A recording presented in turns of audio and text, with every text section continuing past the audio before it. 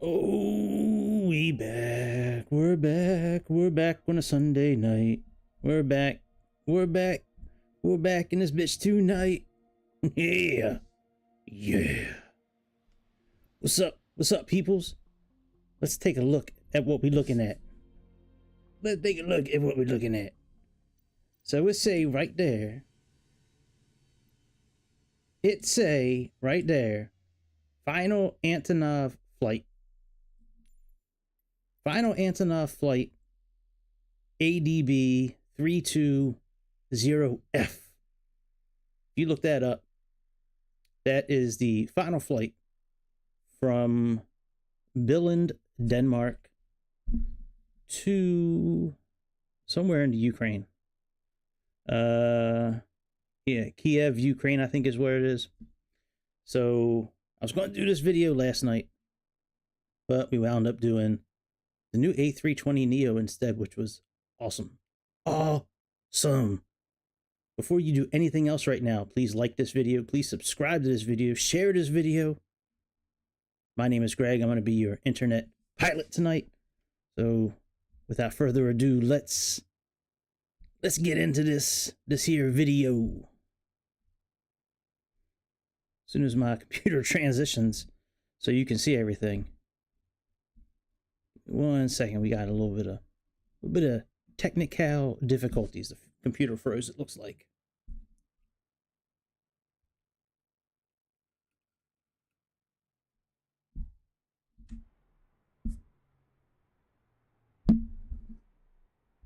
Come on, computer.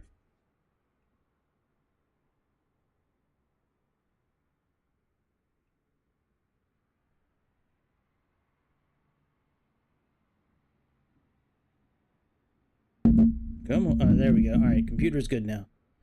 See, I got this old red computer, and I'm telling you, sometimes it acts just like a grumpy old man. Sometimes it just does not want to be bothered. So we're here in Billund, Denmark, getting ready to juice up this big old bird. This bird it's a big old son of a bitch, this bird. Oh yeah. Oh yeah, what's up, bus? What's up, bus?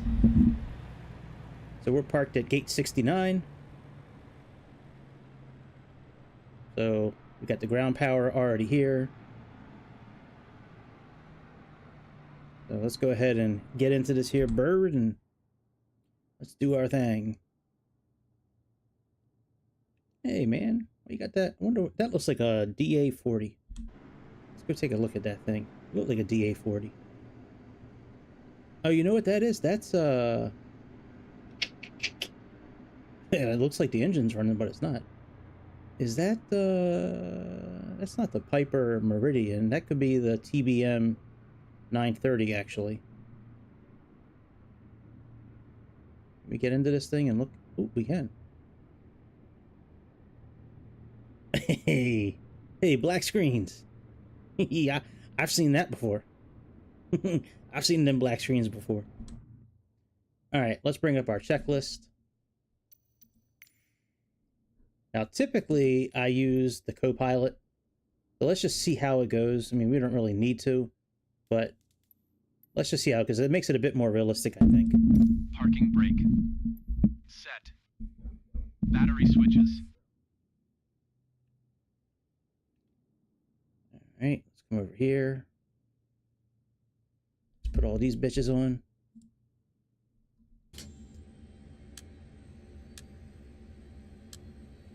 Auto. External power generator switch.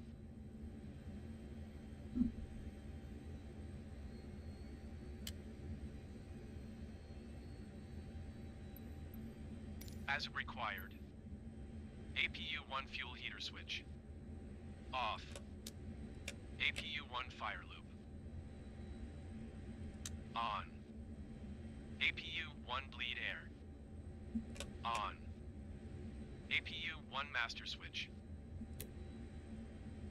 On. APU-1 starter switch. On.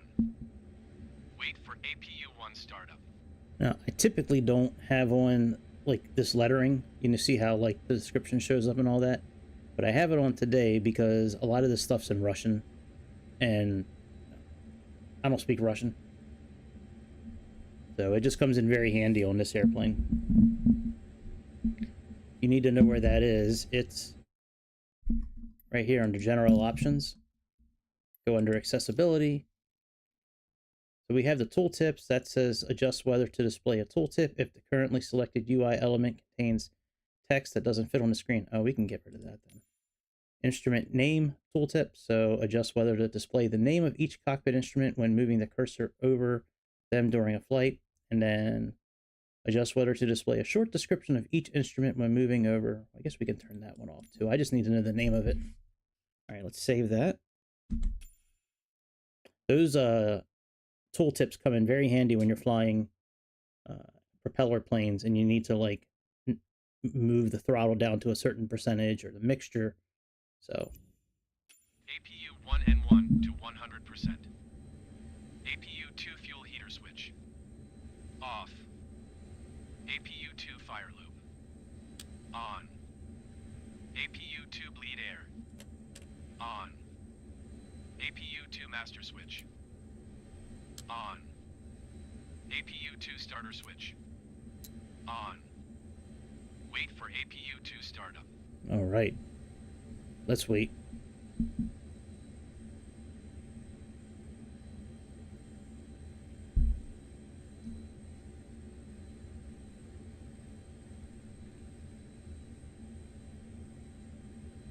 See the needle moving, starting up our APUs.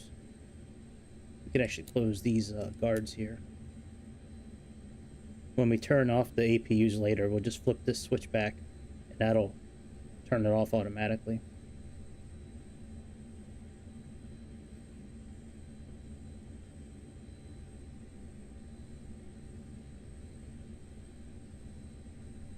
I tried to find what this flight actually flew as cargo, but I couldn't get a whole lot of info on cargo, so we'll just make up our own cargo for tonight. All right, ready to start. Ready to start. To 100%. APU generator left switch. On. APU generator right switch. On. External power generator switch. All right, turn external power off now. As required. Rectifier toggle switches. Let's put all them on. On. Transformer rectifier switches. Move over here.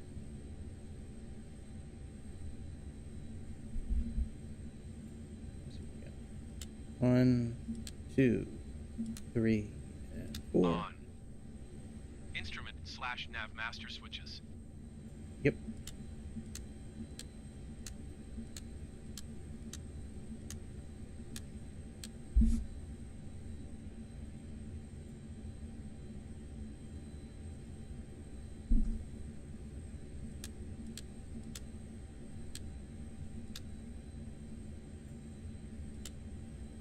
On. Capped HSI bus What up, switch. Grease? What's good, my dude? I used a new thing tonight for the thumbnail, so I think I like that thumbnail I made. I mean, I kind of like all of them when I make them, but sometimes I don't. But this one I kind of like, man. It was kind of cool. Capped radio altimeter bus switch. Hopefully you had a good Sunday. On. Capped AHI bus switch. On. Capped ASI switch. This is the flight I wanted to do last night until you you know, talked me out of it. But yeah, this is the flight I was going to do last night. On. Capped VSI / CAS bus switch. On. Capped CAS bus switch. On. FO HSI bus switch. Let me look at something real quick. I thought I turned that part off. Is it on delayed? Oh, it is on delayed. I don't need that. Let's turn that off. I keep these tooltips on this plane because On. I don't speak Russian. FO radio altimeter bus switch. On. FOVSI/CAS bus switch. On. Once we get all this set, we'll FONAV1 radio bus switch. load everything up On. and put our flight plan in. FONAV2 radio bus switch. On. FO-COM radio bus switch. On. FO air data comp switches. Nice. On. NAV light switch. Yeah, I love me some Sundays, that's for sure, man. On. Absolutely. Alright, that's all done. Let's input our flight plan. So, well, you know what? Actually, let's put our cargo in first. Because we can... Nah, we'll watch that. I got that sped up. Let's go ahead and... So we can't enter any airways with this system, so it's all VOR stations that we're flying to tonight. So let me get all this up so I can program it in. Alright, and... Okay, very good. Alright, let's go... flight plan. Oh, I guess I gotta use my controller for this part. Alright, first place we're going is ALS, so let's push this in. Use the little dial to start getting the letters, so A. Now use the big wheel to get to the right space, and use the little wheel for the letter. So we got ALS. Not Lou Gehrig's disease, but the actual waypoint. Alright, ALS. Let's hit enter. Yep, Denmark, that's right. Alright, next one is FLD. I tried not to put too many waypoints in. I tried to do like one like every 100 miles or so.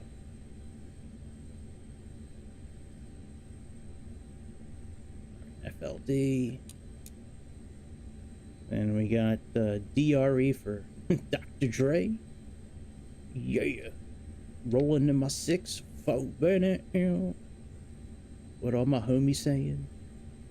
Get inside. Go and get inside. Go and let me ride. Alright, Dr. Dre, DRE. Alright, and then next we got LOZ.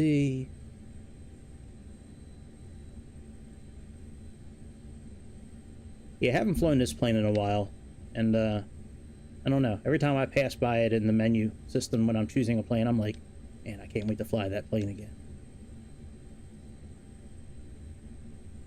So we doing it. Alright, LOZ. And then we got just the 3 more. So we got RDO.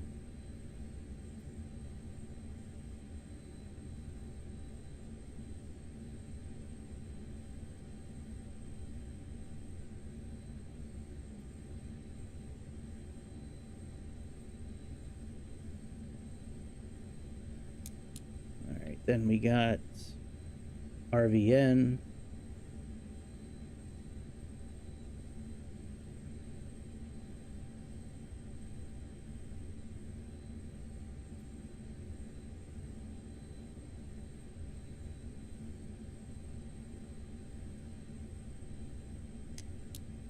And the last one is SLV.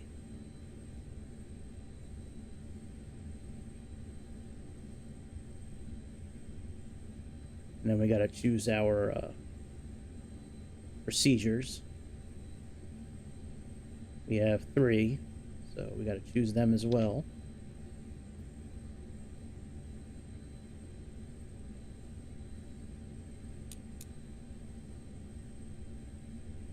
Yes. Yeah, I agree. The night lighting on this thing is pretty sweet. That's for sure. Alright, let's choose our departure.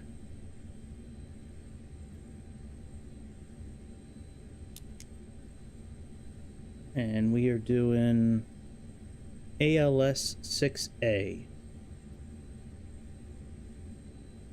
Alright, there we go. Let's do that. Runway 27. Let's load that. And now let's go to our arrival. Let's push enter so we can choose the right airport. We got UKKM. A lot of people with this Garmin system, they make the mistake of putting the airport as the very first waypoint. You don't need to do that, because if you put the airport in as a waypoint, it's going to stay a waypoint unless you erase it. So then and what happens is when you start putting in waypoints, it moves that airport down the list. So every time, you know, so it's better not to even put the airport in when you're typing it in. Just do it like we're doing here, where you go into procedures and put it in that way. All right, so at least that's how I figured it out. If somebody else has a different way of doing it, certainly you can let me know. Well, thank you, man. I appreciate that. If I was able to get a live answer like immediately when I need it, that would be great. One day when the new simulator comes out, we could actually fly this together. Then I wouldn't need to have those buttons on, you know, that info. Hopefully that'll come out and kind of launch, you know, without much of an issue. All right, we got the SLV-7G, but I appreciate the offer. All right, runway 33, let's load that. And then let's do our approach, and then that'll finish up our procedures. And we're doing ILS 33. And we're doing go. Load that. Let's click yes. And let's just go through here and make sure that we don't have any kind of... We shouldn't have any kind of vectors or discontinuities with this system here. All right, we're good. So all that is set up. Let's click on flight plan again, and let's click clear a couple of times so we can clear out some of the mess that we don't need on our map. And let's zoom in a bit.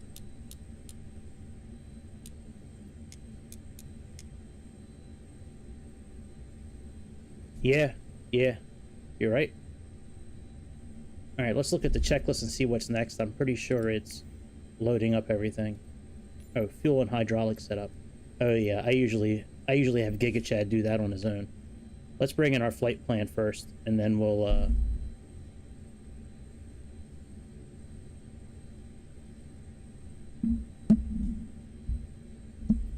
right, let's click on this. Fuel valve switches. Rich. Hydraulic pump switches.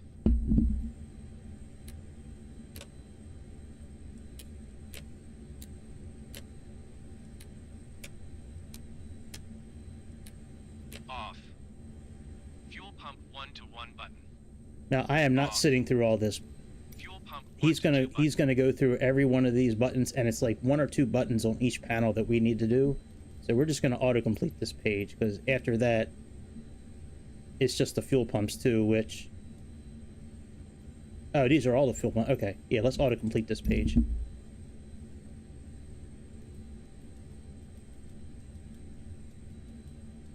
I sat through this one time with the co-pilot reading off everything. It is so crazily boring. All right, very good. All right, let's set up our payload.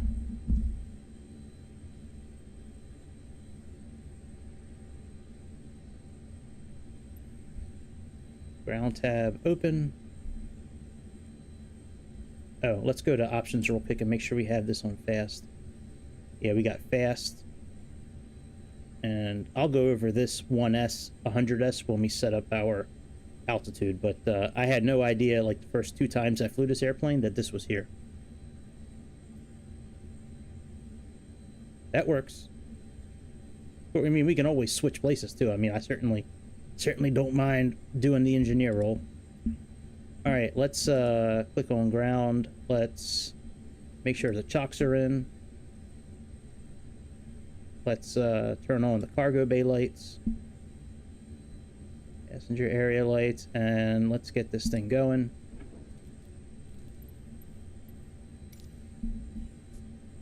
let's go sit on the outside of it. Yeah, the first time I flew this airplane, I had this on realistic. I had no idea it was going to take like 20 minutes to do this. And like, it takes a long time. Now, one of the parts, the part where the airplane actually starts going down, that I'm going to sit in the cockpit for because we have to move with it. If we don't move with it when we get into the airplane, we're going to be way above the airplane, like up in the air, and the cockpit's going to be below us. And I run into problems where, like, I can't get back into the cockpit. Yeah, we'll figure it out. Absolutely, that'll be fun. Next things that's going to come down are these landing pads. We can see one of them right here. Well, not landing pads, but like support pads. They come down and then push on the ground to stabilize everything. And then everything lowers down. And then this big old green thing comes out.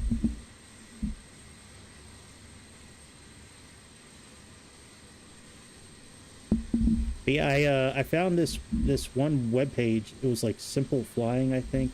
Let me see what it is. Hang on. That's where I got the idea for this flight. When I typed into Google like I typed in like historic Antonov 225 flight, and this page came up. It was oh, hang on, we got to go inside the cabin. In a minute, these are getting ready to come down, and then we're gonna start lowering down. Oh yeah, we're already lowering. But let's lower with it. But yeah, it's simpleflying.com is the website, and it was what were the AN-225 year's final flights, and it has like their last 3 flights on that webpage. This was the last of the 3, so. Once we settle down, we'll figure out what we're going to load in here tonight. We're going to the Ukraine, so, you know, we should probably load some helicopters. But let's see what we can load here. So, we got boxes, we got a truck. Never done fire trucks before. I've done trains and I've done helicopters. And then we got this big-ass boiler. I think maybe we can load a truck. I think that would be pretty cool, right? Oh yeah, that'd be fine. What's up, Frank?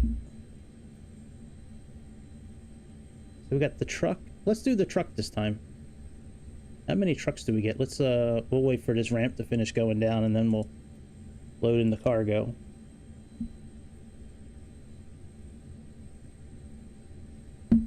All right, let's load the cargo.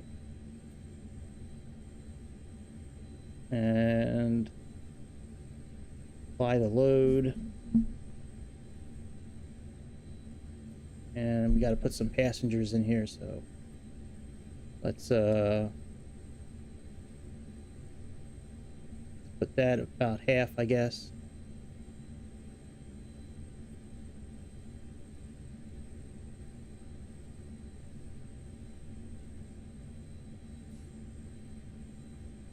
Wait, set. Okay, let's go in here and let's see if we can see our truck. Oops. Oh yeah, there we go. Alright, there we go. We got our truck. So now we can close the ramp and let's do that. Yeah, Frank will be the flight attendant. That's very good. I like that idea. Let me look at a couple of things on our takeoff here. I don't think we have any constraints for altitude. All right, and we're supposed to be flying to about, let me look at the flight plan here. I think it's at 33,000 feet. Yeah, 33,000 feet. So let's plug in, let's go to the converter here. Distance. Okay, well, first of all, speed. Let me type in 250. And distance.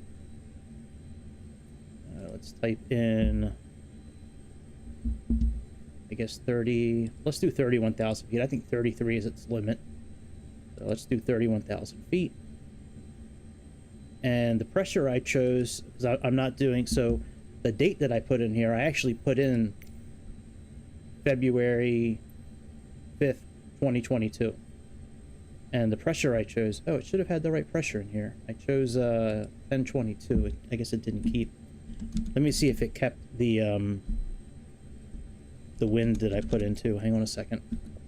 All right, 1022. Let's look and see if it kept the wind that I plugged in. No, it did not. All right, so we got wind coming from 90 degrees. We'll put the speed at 5.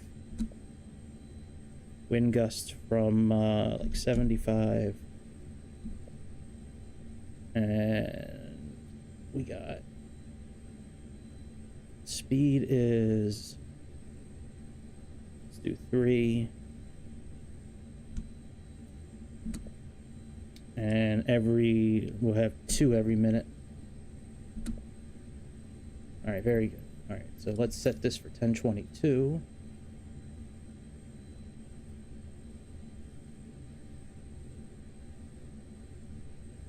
Oops, maybe that's not it. Hang on. Let's do it here. Oh no, it's right here actually. 1022. There we go. Yeah, 30.18. Okay, very good.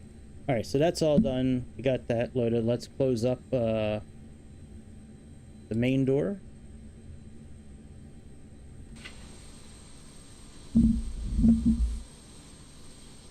Got our big old truck in here.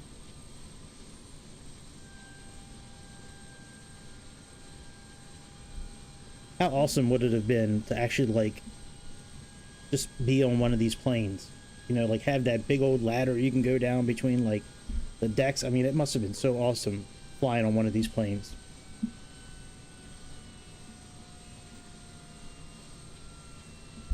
Alright, this next part, we gotta sit in the cabin. Otherwise, we might not be able to get back into the cabin. Because when it starts raising up, we need to actually be in here. Otherwise, we may get stuck on the outside of the, we may get stuck on the outside.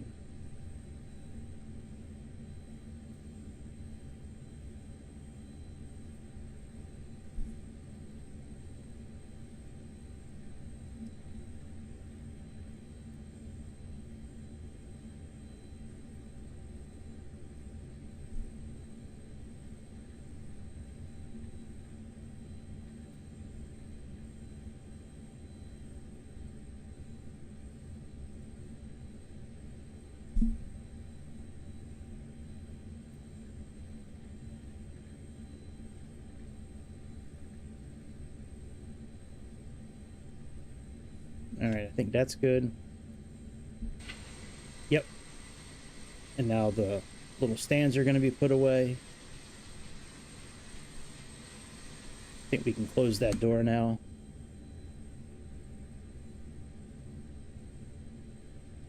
Let's come over there and we can turn off the cargo bay lights.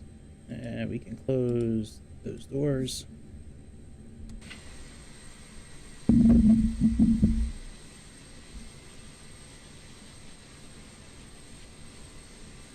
Now the nose cone's going to close down.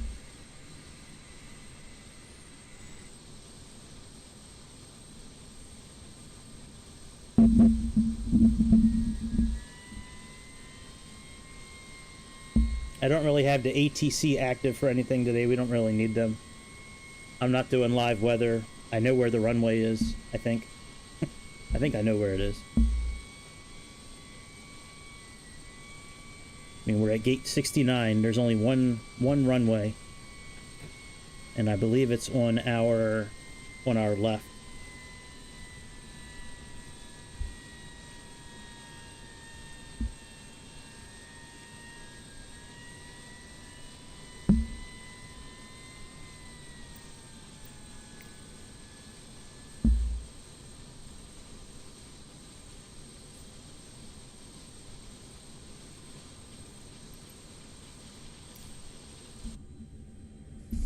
Alright, right, that's all done.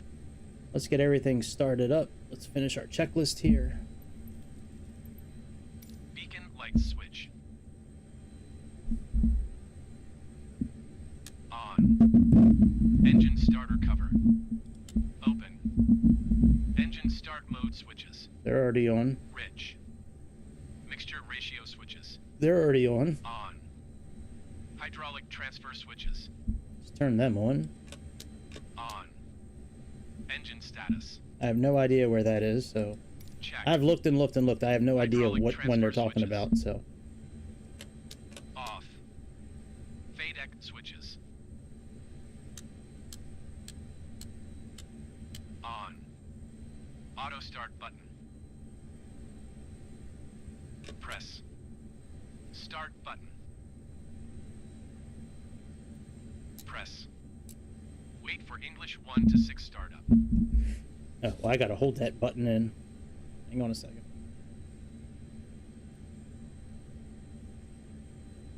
I guess we're starting all 6 engines at the same time. There we go. Now we have this launch and 1 AS, so you have to hold this launch button in for a while.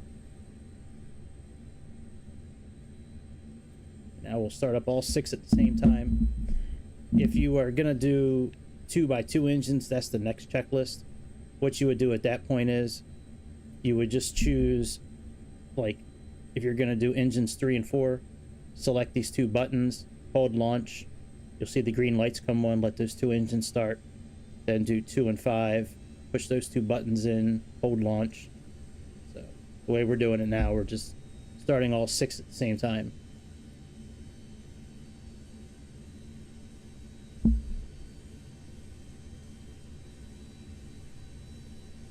Oh wow, that must have been awesome to see this plane. I've never seen anything this big. Well, there's one thing I've seen that's almost the same size. What? As far as planes go, I've never seen an airplane this big.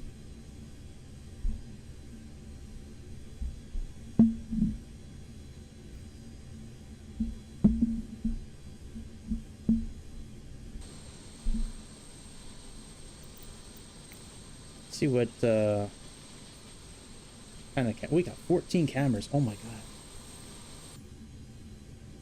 that's a pretty cool camera view right there, number 13.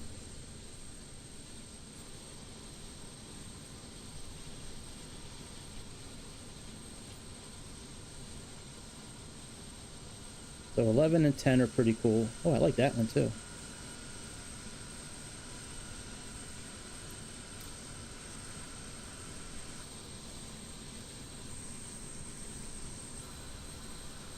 Oh, that's a pretty cool one right there.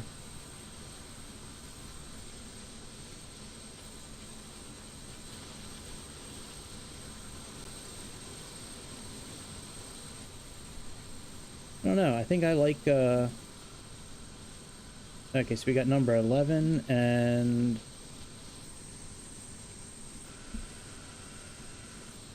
which one was it? 11 and... 6. I think that one's pretty cool. What's the other outside one? Is it 7? No. No. Okay, so 6, 9, and 12. No. 6, 9, 6, 9, and 11.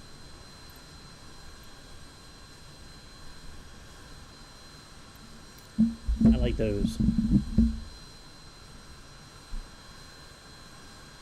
Alright, engine number, I guess 5, starting up.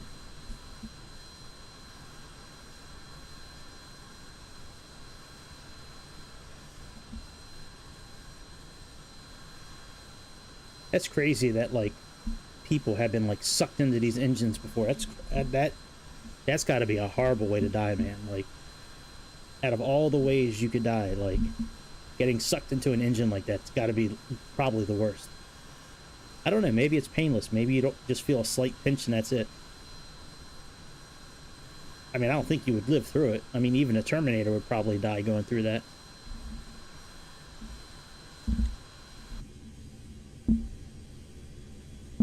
Alright, so we got engines 3 and 4 left.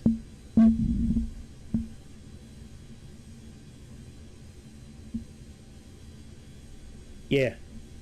Yeah, lights out immediately.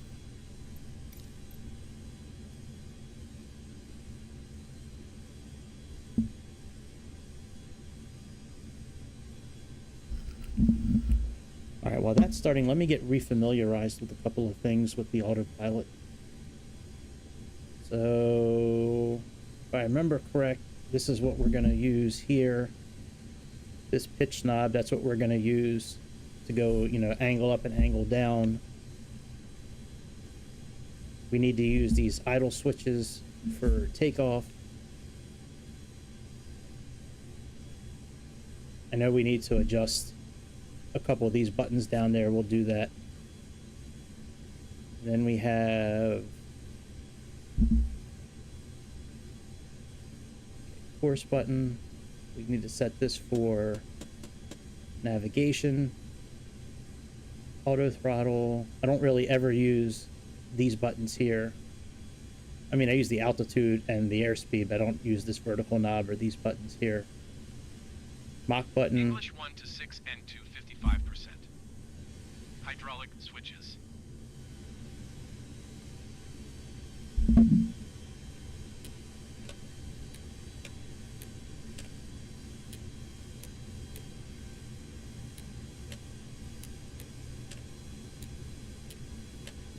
On.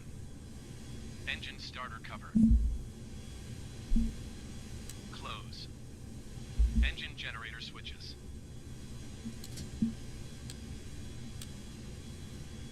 On. That's all done. Let's finish this up. APU left stop button. Press. APU right stop button. Press. APU left fire loop switch. Off. APU right fire loop switch. Off. APU 1 bleed air. Off. APU 2 bleed air. Off. APU left master switch. Off. APU right master switch. Off. Flaps lever. 2 degrees. Ground spoilers. Arm. Reverse thrust lock handle. Up. Flight controls. Free and clear. Aileron and rudder trim. Check. Nose wheel steering switches. On. Taxi lights.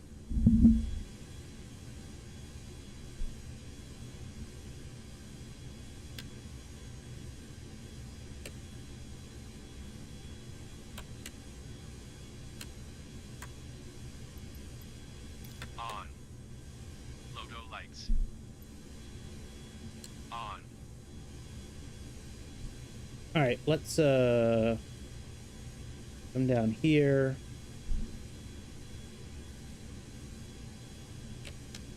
Push the nav button. All right, do that. And let's set our pressure too. Put the nav on. And our pressure is 1022, which is equivalent to 3010 or 766 millimeters. So let's do that. 766.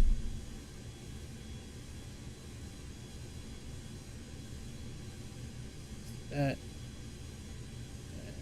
Let's do that over here as well. Giga Chad.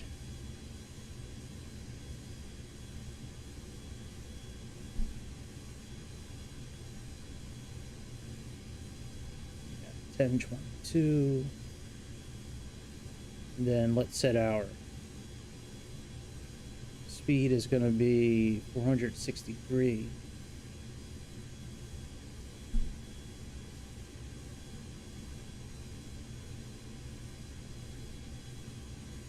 Well, actually, let's set it for like 180 at first. All right, 180.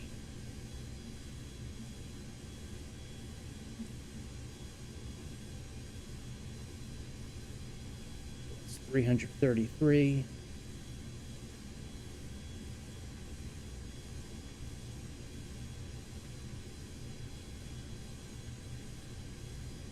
And let's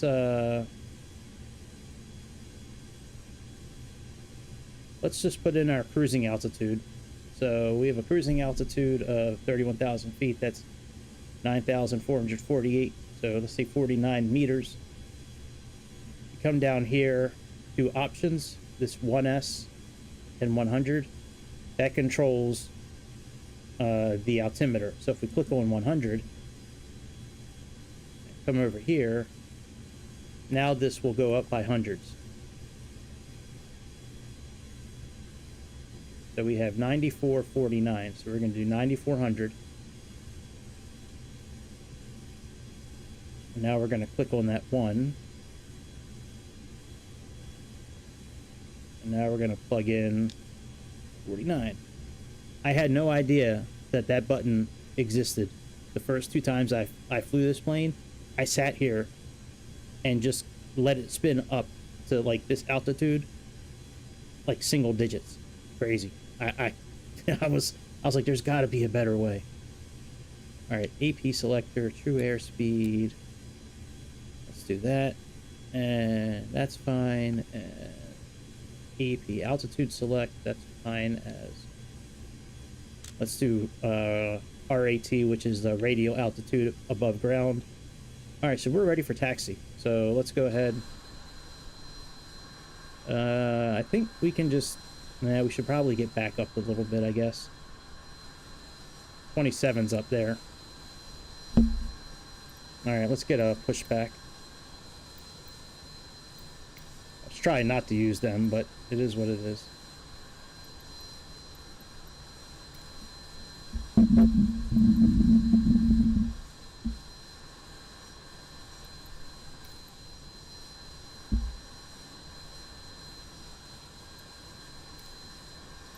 Damn, runway 9. The opposite.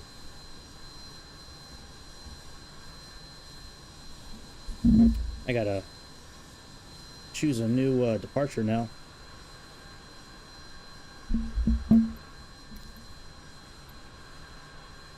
Oh, no pushback tug is available, so I contacted them for no reason. Shit. Hang on, let me go into the simulator here and change this takeoff now. They always do that. They always choose the opposite. Yes, I know ALS 6A doesn't work with that. Let me choose a new departure now.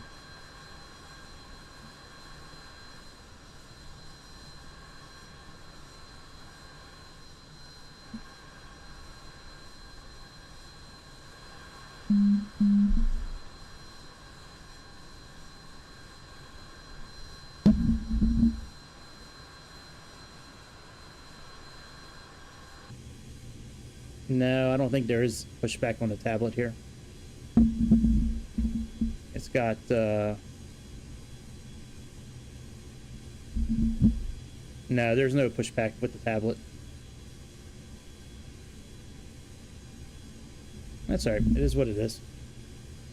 Just don't know, why my tablet's being so weird tonight. Alright, let's get out of here.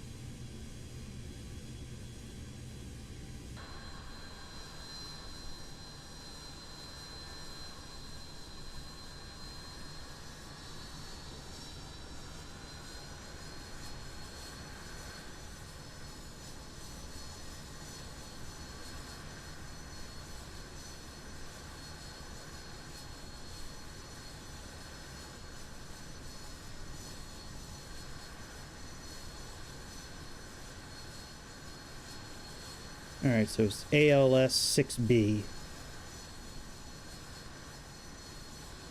We'll choose that when we get down to the runway.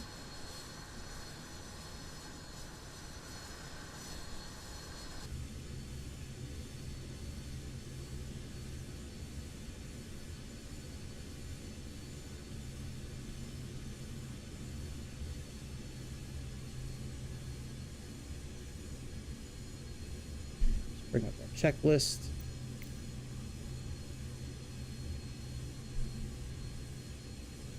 The landing gear is a pain in the ass in this thing. Usually I need to pause the flight, like live pause the flight with the this pause mechanic up here in the top left when I get up in the air.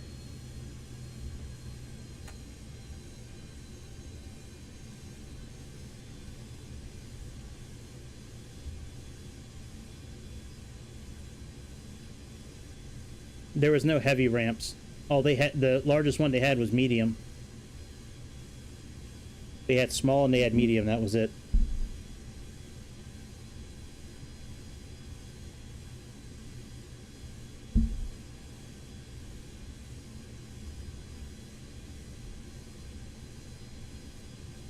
Alright, let's line on up and get everything started up.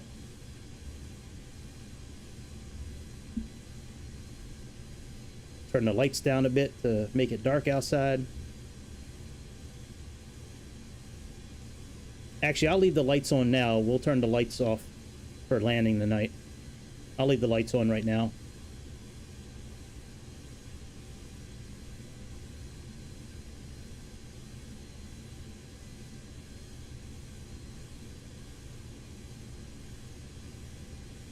We'll mix it up a little bit tonight.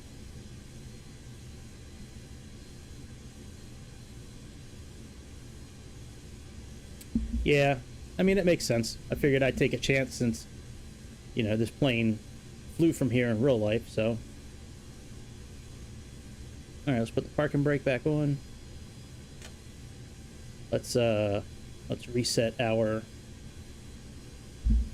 departure here.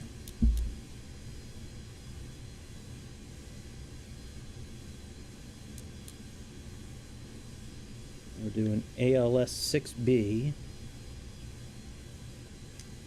Runway 9, load. Alright, let's run through the rest of this here. Line up runway center line. As required. Strobe lights. On. Parking brake. Set. Engines idle. Check. Throttle levers.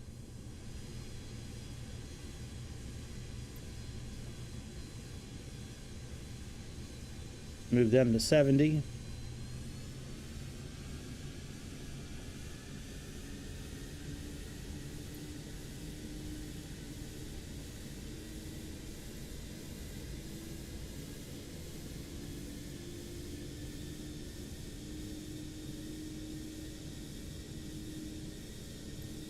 Oh, 70, not 80.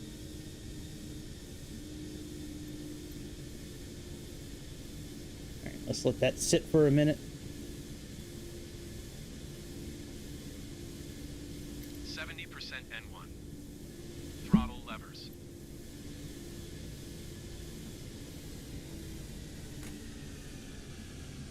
Check. Captain DME display bus switch. Well, let's put our fan on too and our window heat. On. Captain window heat switch. Oh, I already turned it on. On. First officer DME display bus switch. On. First officer window heat switch. On. Fuselage and wing lights. On. Flaps lever. 35 degrees. Parking brake.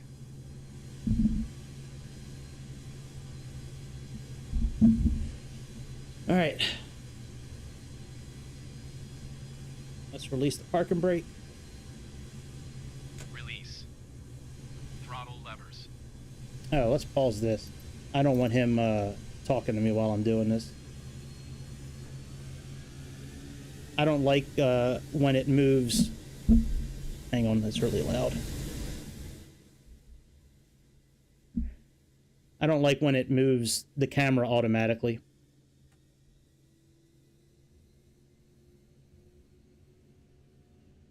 So turn that part off.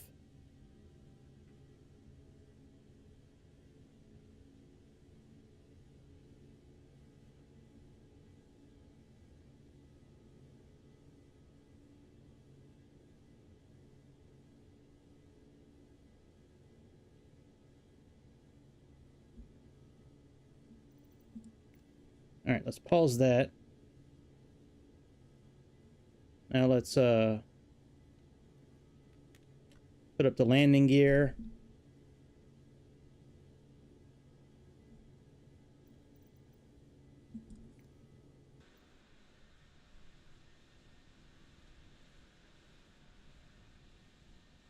Wait for the landing gear to go in all the way.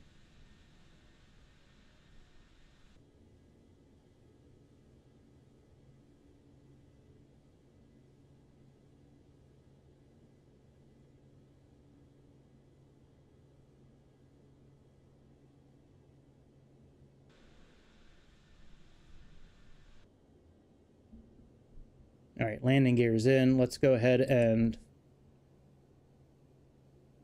put the landing gear back down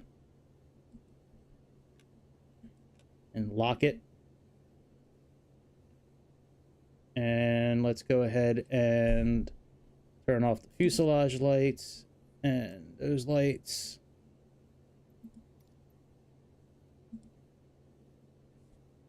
And let's turn on some photogrammetry real quick. Hey, what's good, Pittsburgh? How you doing on this this fine Sunday? The worst day of the week, the worst night of the week, Sunday night. That's the night you gotta look forward to going back to work. Yeah, man. This plane is pretty cool. I like flying this plane. It's just it's difficult for one person. When the new multiplayer comes out for 2024, it should make all this a lot easier. Yep, we're flying a truck. Got a truck on the bottom. All right, let's continue.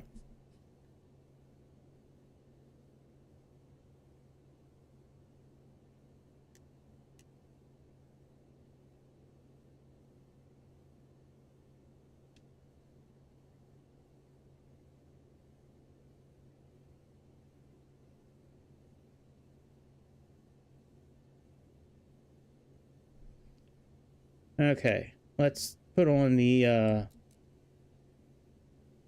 autopilot.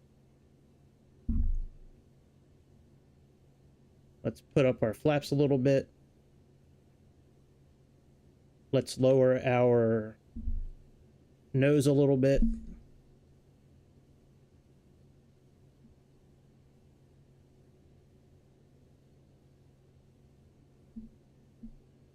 I can't tell if this is moving anything or not. Oh, it is. Okay. It's just moving it a little bit at a time.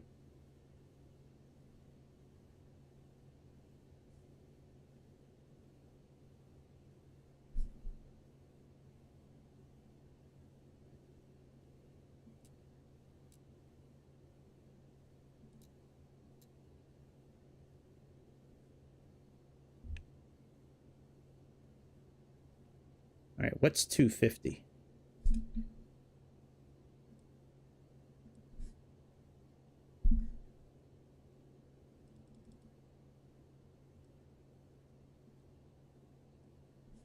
$463.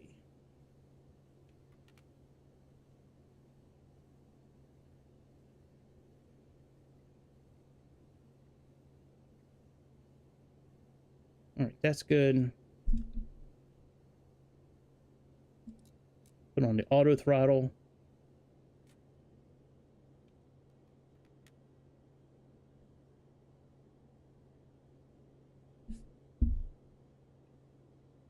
And actually, what's 300?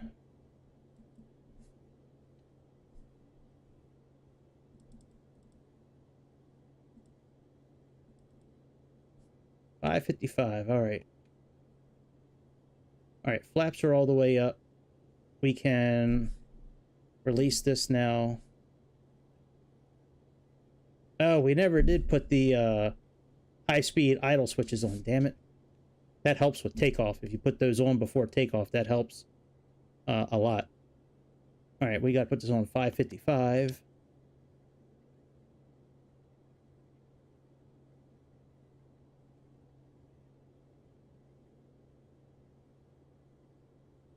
And we got to adjust this nose down. Let me...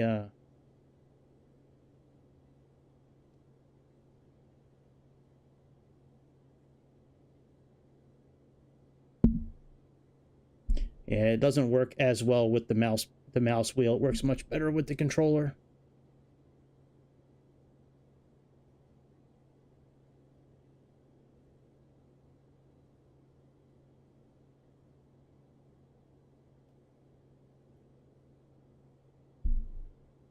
I'm trying to keep an eye on this right here. I want to get it around here for like 2,000 feet per minute.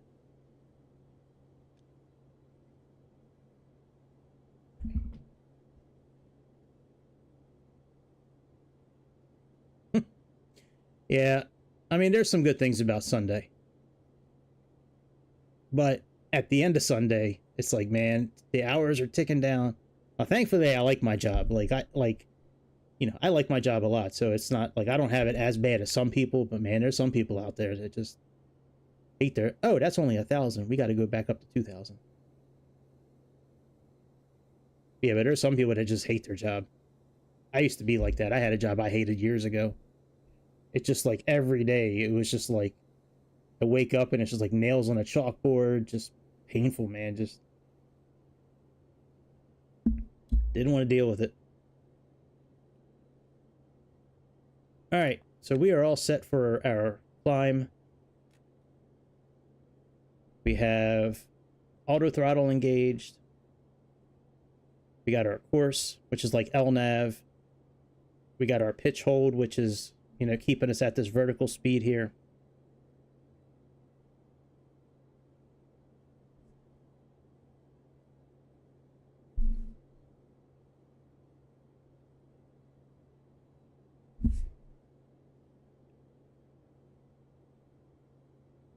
And let's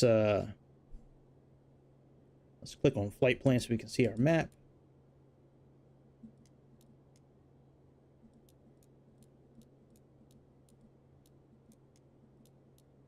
Whoa, what is going on here?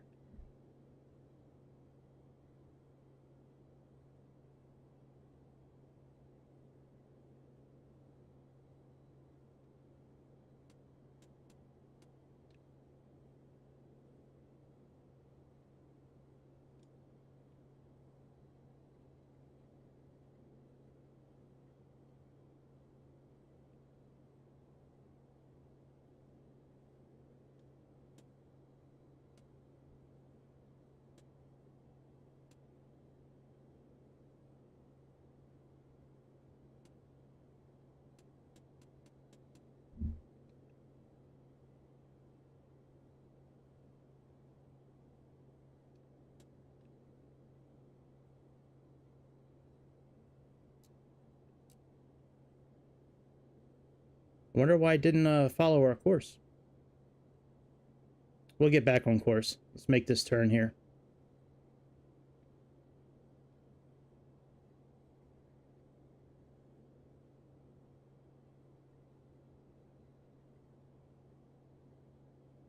All right, and let's put our pressure back down to, what is our pressure supposed to be?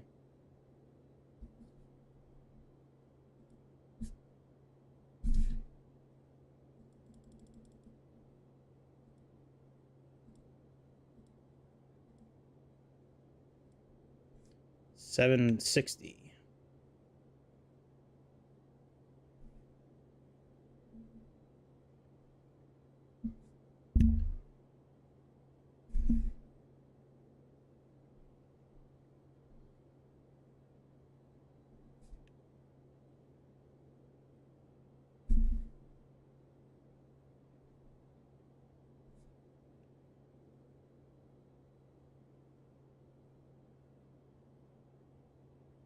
right, let's make a little more of a turn.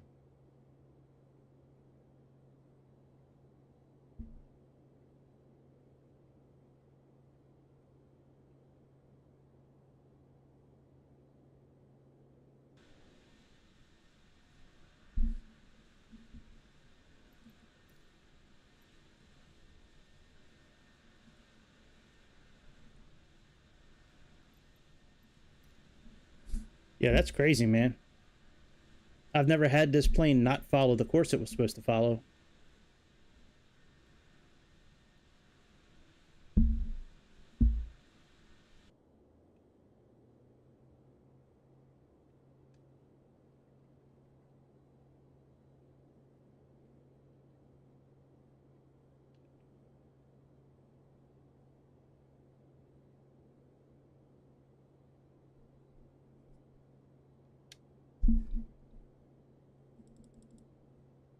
I should probably, next time I fly this plane, I should probably like write these values down, because it's like the same values all the time.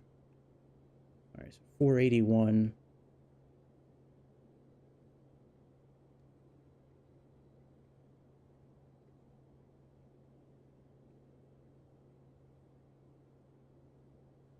All right, we're coming back into the fold now. Let's start making our turn the other way now.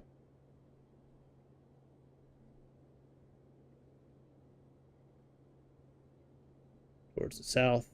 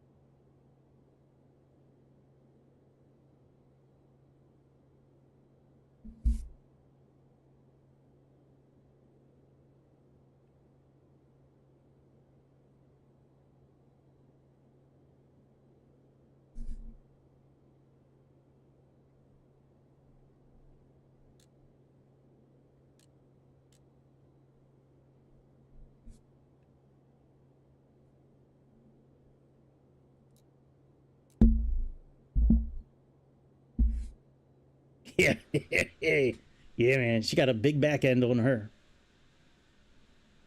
She is girthy, that's for sure.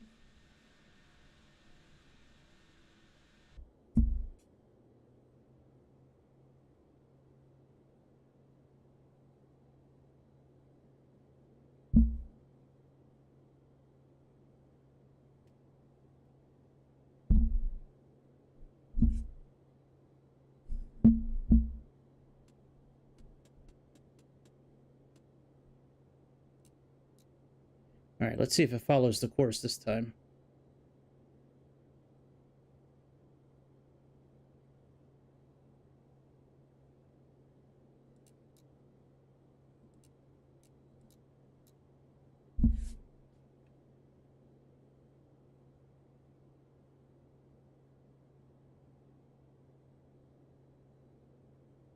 Oh, I think I know what's wrong. Hang on a second.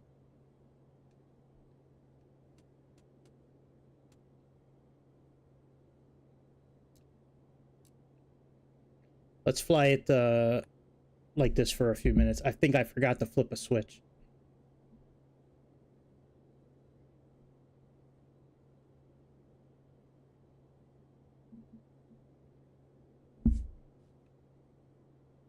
There's a certain switch I need to flip. I forget which one. It is. It is. No,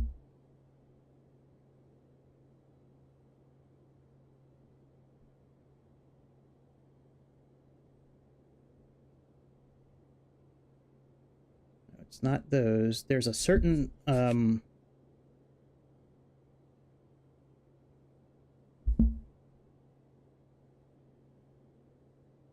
like an HSI type switch.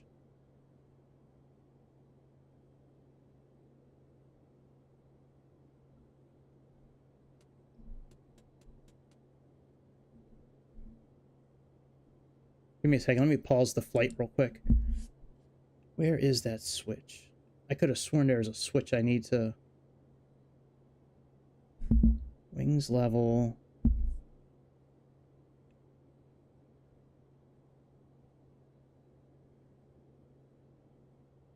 VOR.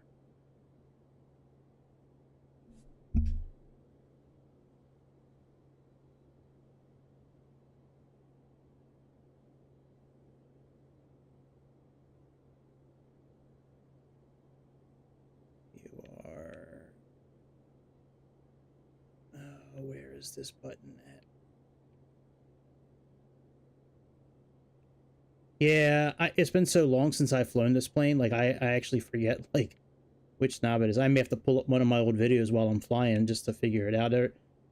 I believe there's a button that needs to be pushed. And all right, well whatever. Let's just continue. I'll just fly it manually for now.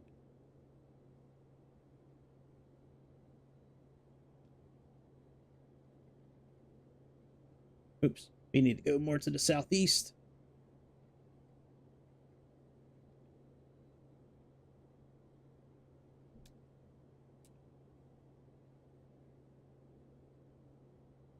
Let's get rid of this horizon button.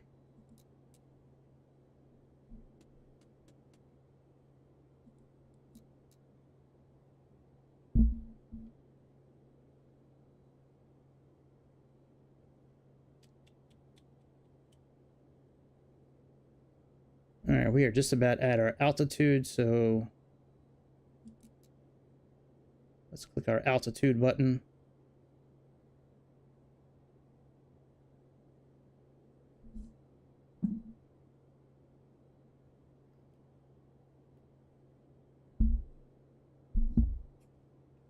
And let's put this on 481.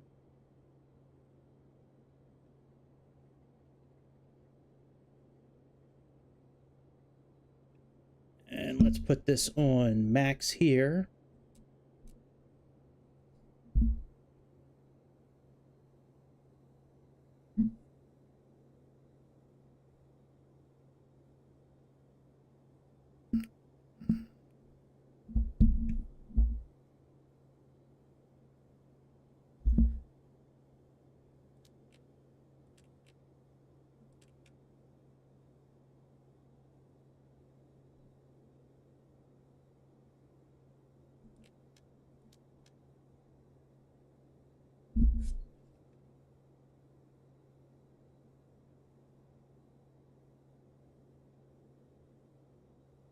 I can't believe I forgot what button it is. All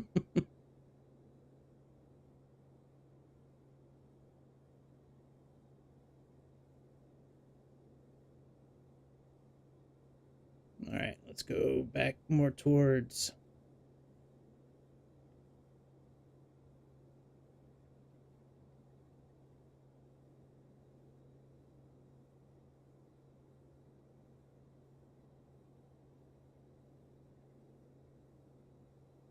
Once I get us going in a straight line, like at the next waypoint, I'll figure it out.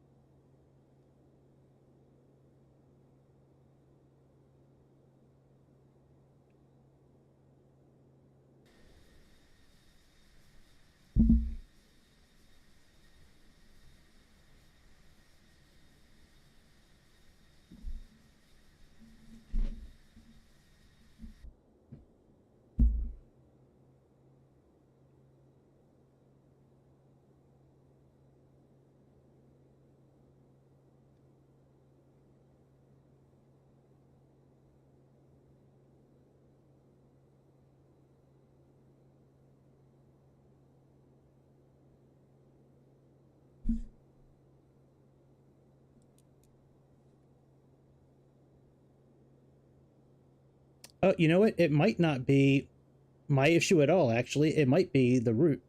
Hang on a second here. Let's go direct to FLD. It might not have been anything I did at all. All right, let's activate that.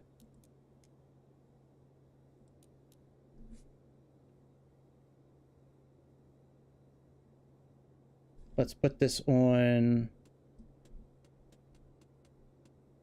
nav, and let's put this on course, and let's see if it follows the course now. There we go. It wasn't anything I did at all. It was just the route. How's there no sound, Frank? You can't hear the airplane at all?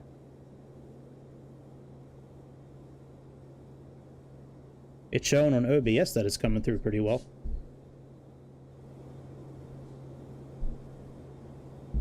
Alright, now we are good.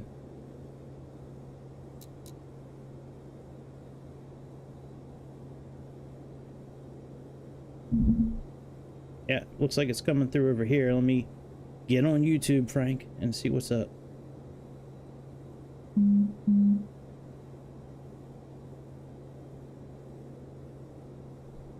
Live.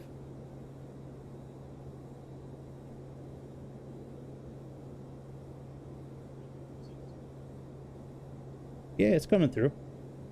I just might not have had the airplane sound turned up enough. Alright, we're good now. We're on our route. We're at speed.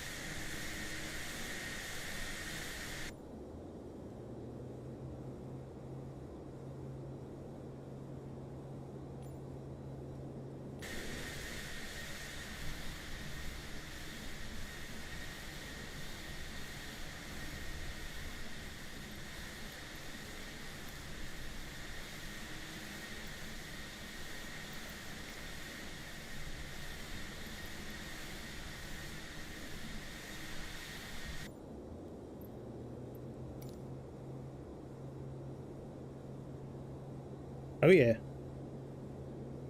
Yeah, I mean, their attention to detail is great. Absolutely.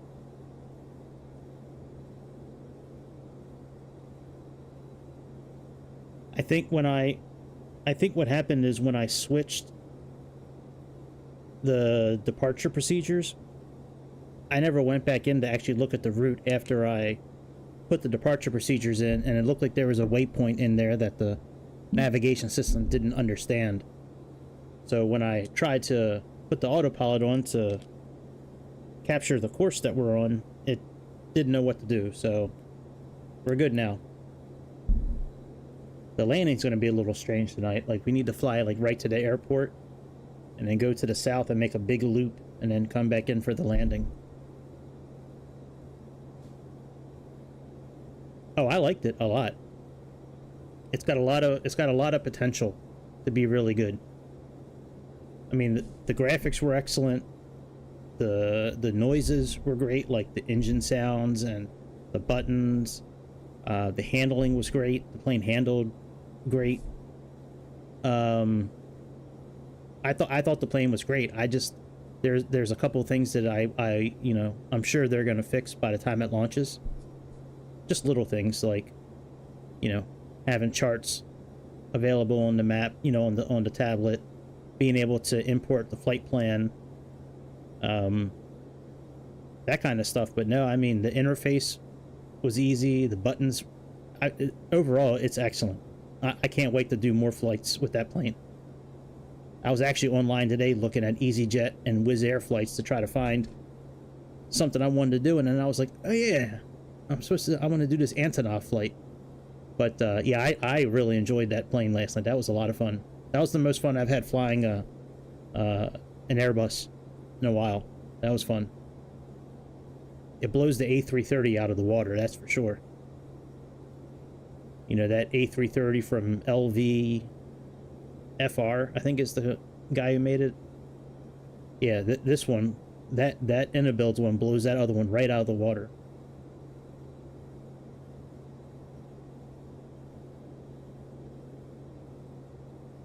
Yeah, definitely a lot of fun, man.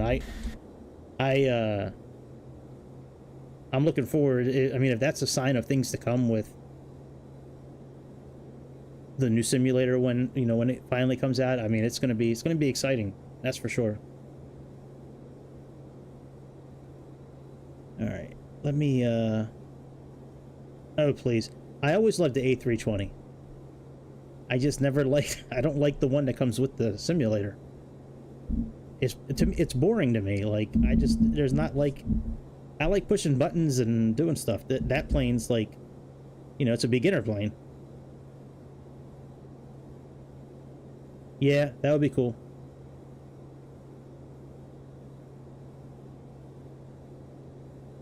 All right, let me look at our approach and our arrival and see if there's any kind of constraints with altitude. Okay, so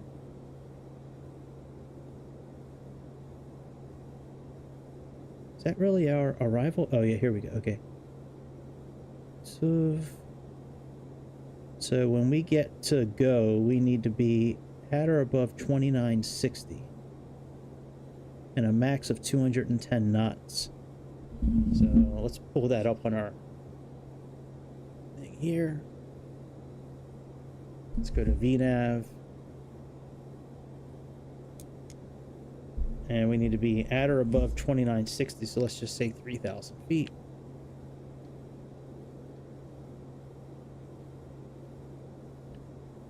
All of a sudden, Greg loves the A330, the A320. Actually, let's just put in the rail.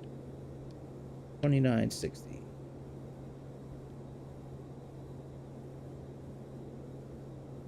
All right, enter. Let's just say half a mile.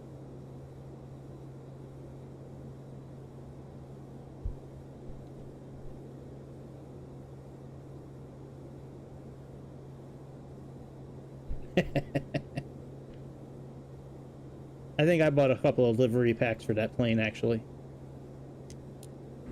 But it was only like I think it was like $4 or $5. It wasn't much.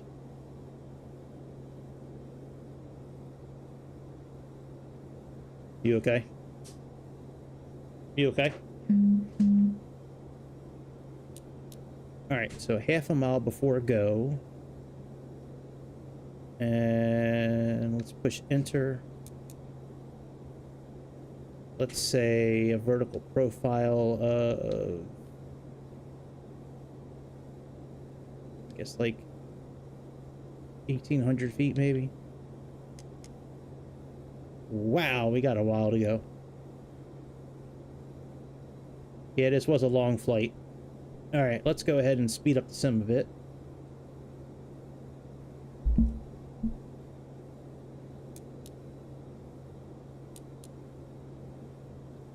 Let's zoom out a bit.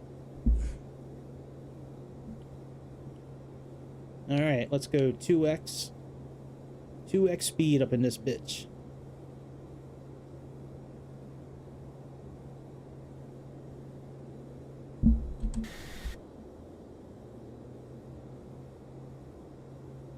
I gotta go back in the cabin every once in a while just to make sure we're not getting ready to make any turns, because if we're getting ready to make a turn, we gotta get out of this sim speed increase, otherwise we might flip over.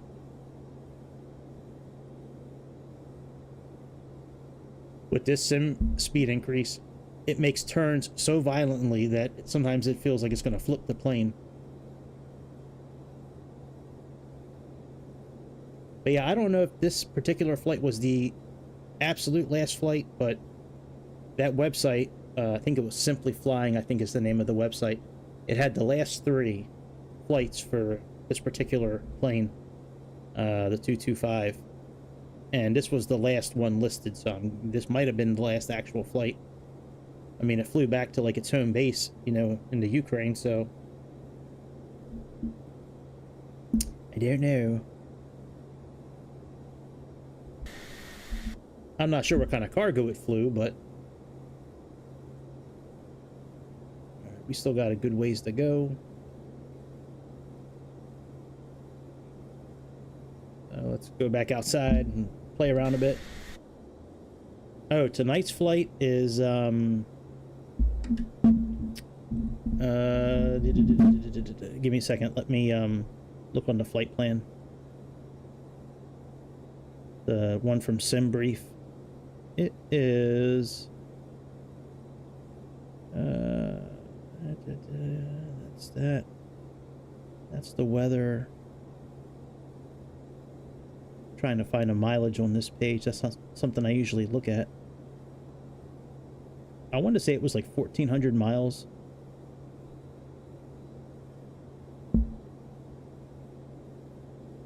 Let's see here. Max takeoff. I guess I can go back to SimBrief. Give me a second. Let me go back to SimBrief and look it up. SimBrief is right here.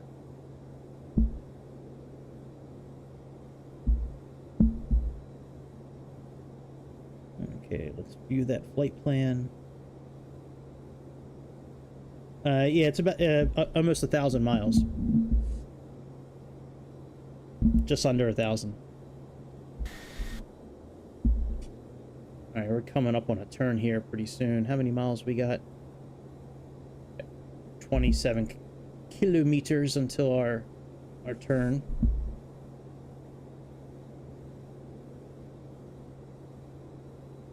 So let's go out of speed increase. That way we can make a nice turn. We're at Mach 0.71. That's good.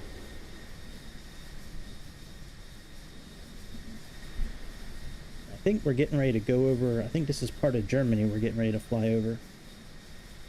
Let me see. It should be Germany. Yeah, FLD. Yep.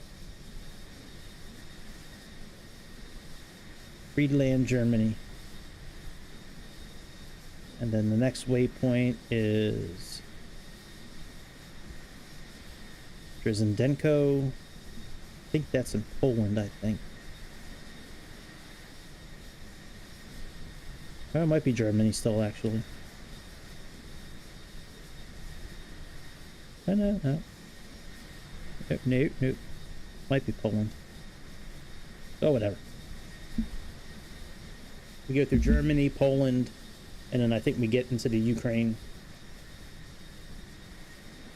I don't know what route this thing flew in real life. That I couldn't find. I did try to find it. I do have the correct date in up here. February 5th, 2022. I did program kind of the weather.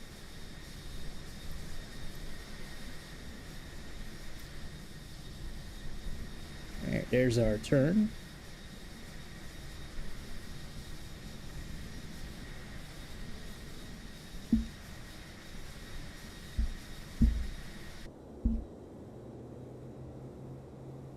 Alright, let's see what we're working with VNAV. About 1 hour and 23 minutes left. Alright, let's go back to our speed increase. Yeah, these autopilot buttons double up when we come in for landing. So, like, when the glide scope, you know, when the localizer shows up in the glide scope, well, at least the localizer, we put it in approach mode. And this same PC button, we use that to capture the localizer. And then this vertical control, we use that when the glide slope shows up. So those buttons double up depending on what mode we're in here.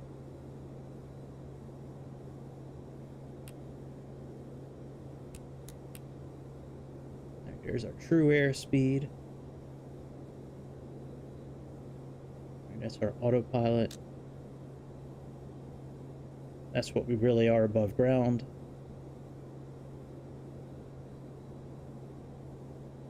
Oh, circles. I love circles. In Mother Russia, we make big circle in Russia.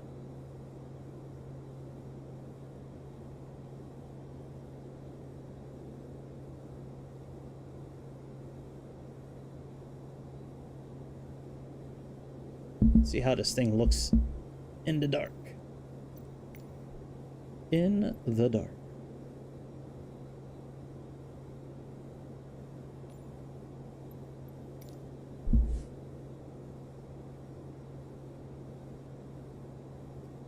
I would think our ETA is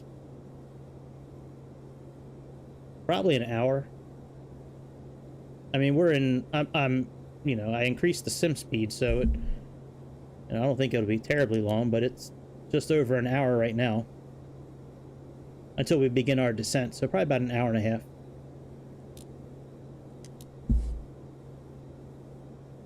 I don't like all those floodlights. Floodlights suck.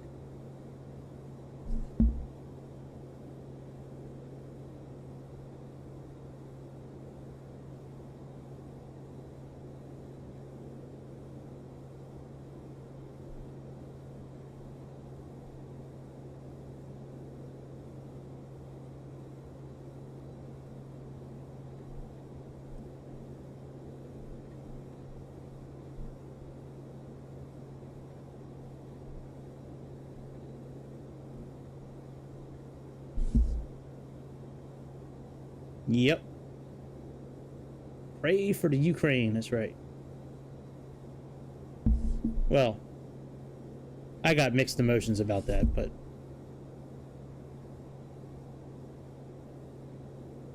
I still think Russia could have handled it better. But they are trying to get rid of a bunch of Nazis over there.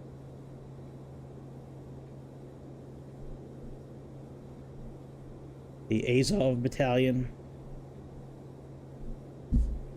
Alright, that's better.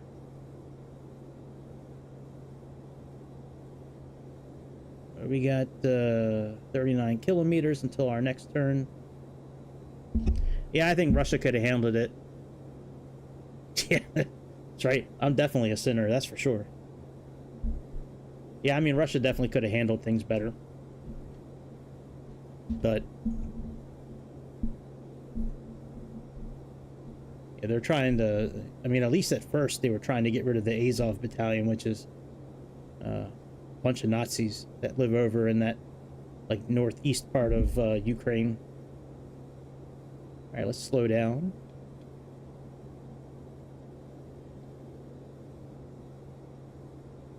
Got our radio guy back here. We're going to be programming in some frequencies here pretty soon.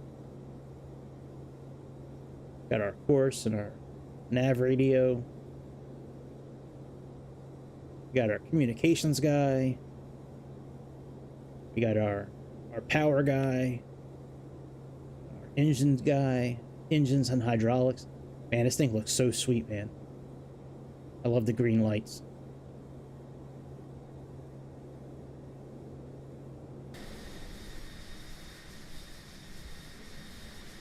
No flames coming out of that engine. That's pretty sweet on that one plane, how the flames come out of it.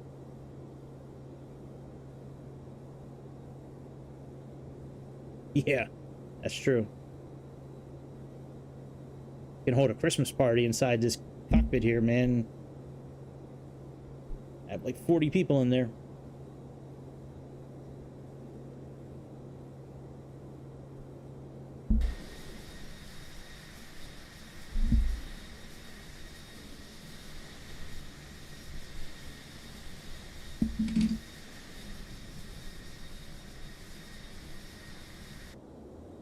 All right, let's go increase our speed again.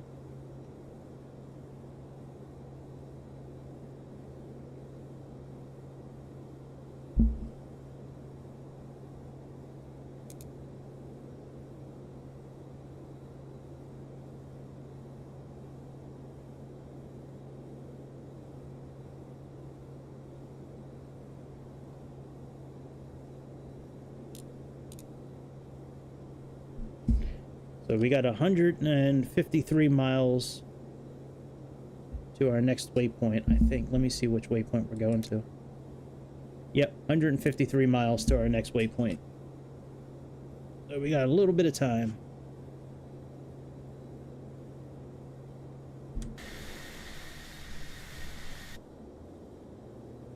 Oh, that's dope. Look at the engine. You can see the heat in the engine. That is a good attention to detail right there.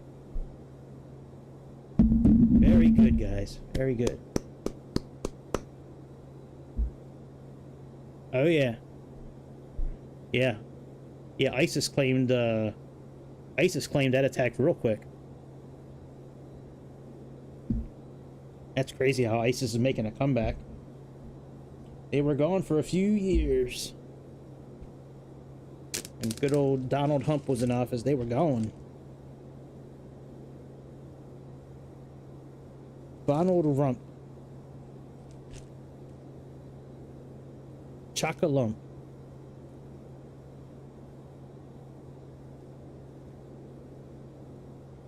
What uniform? You gotta wear a uniform to school?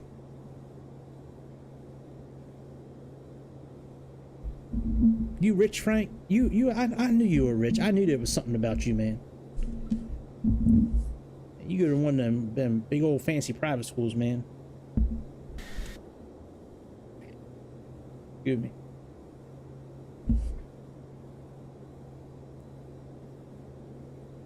You 12, you probably got a Range Rover all ready for you when you turn 16. Probably got tags on it and everything right now.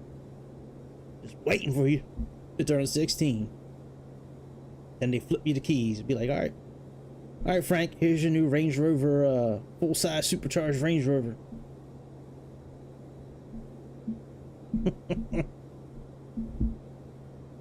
What uniform are you talking about? Like a sports uniform? I'm just messing with you, by the way. I mean, you really could be. I don't know. I don't know yet. You really might have a Range Rover waiting for you when you turn 16. Okay, okay. Can I whisper it?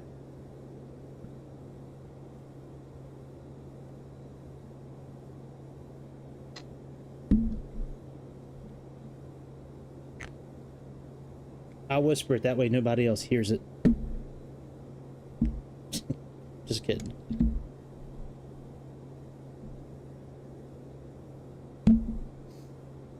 Oh man, let's see here. Alright, we got just under an hour. Still got about 70 miles.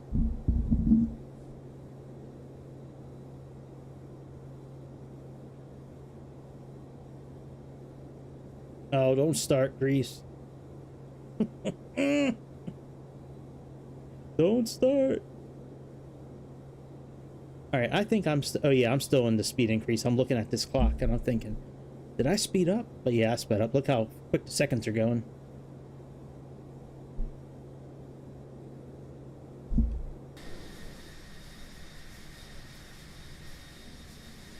Oh, that's cool. Look, you can see all the heat from the engines.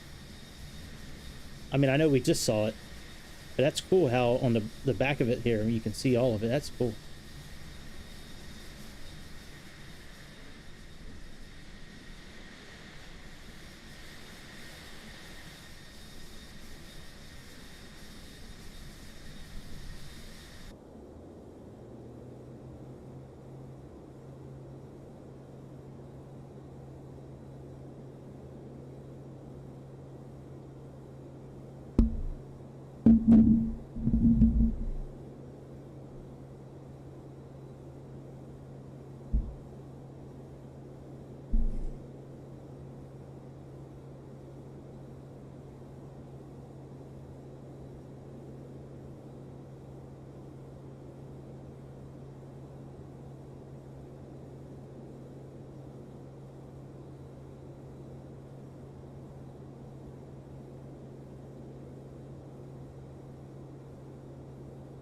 Them engines are like putting me in a trance, man. Like I sit here sometimes flying and I like zone out. The engines, man, they just sometimes almost put me to sleep.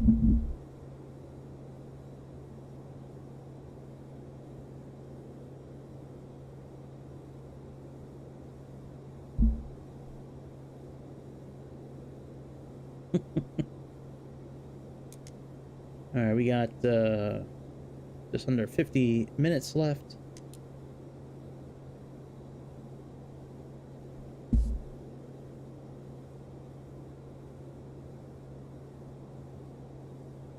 We'll slow down here in a minute.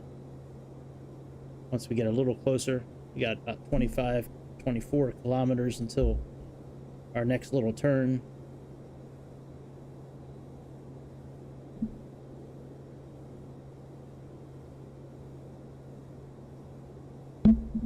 All right, let's go ahead and slow down.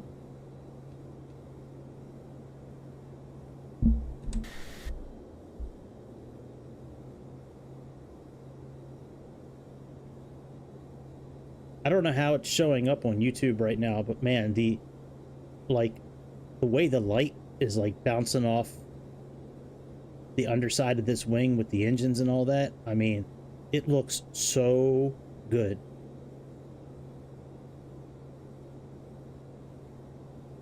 Wow.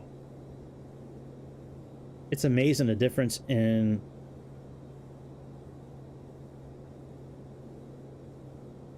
yeah, you did tell me that's right.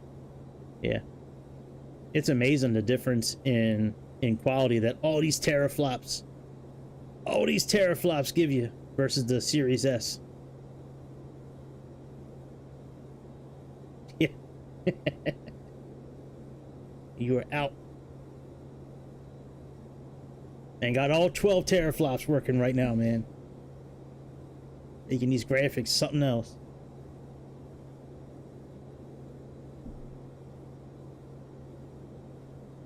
All right, here's our next waypoint.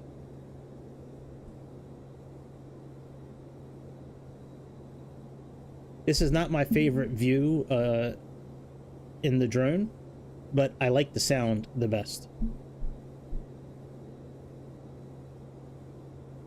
It's not that high-pitched engine sound, it's that lower thrust. I like this sound a lot better. All right, let's go back inside so we can start going fast again. We got 60 some miles to our next waypoint. All right, let's go 2 times speed again.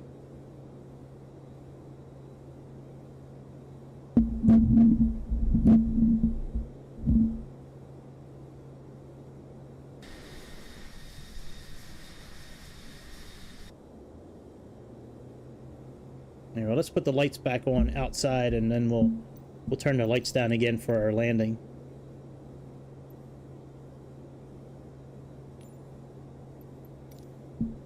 Now that we got all the floodlights off and all that bullshit, where it makes it look nice and calm on the inside of the engine.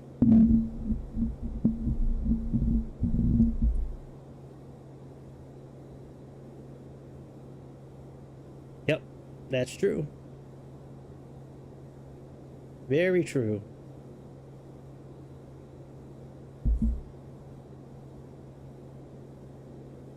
We don't really have a tremendous amount more, distance left. I mean, we only have 360 some miles to SLV. That's part of the arrival. That's not too bad.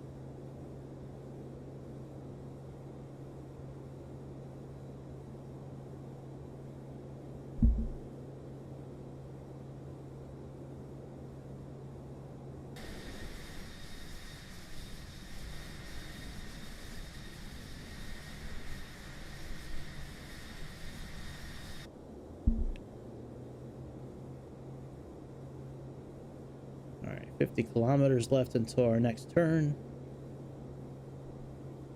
And ROD is... what is that there? Warsaw, Poland. Then we got 190 miles to what part of town is that? Rivne, Ukraine. All right. We'll be flying over Warsaw, Poland next.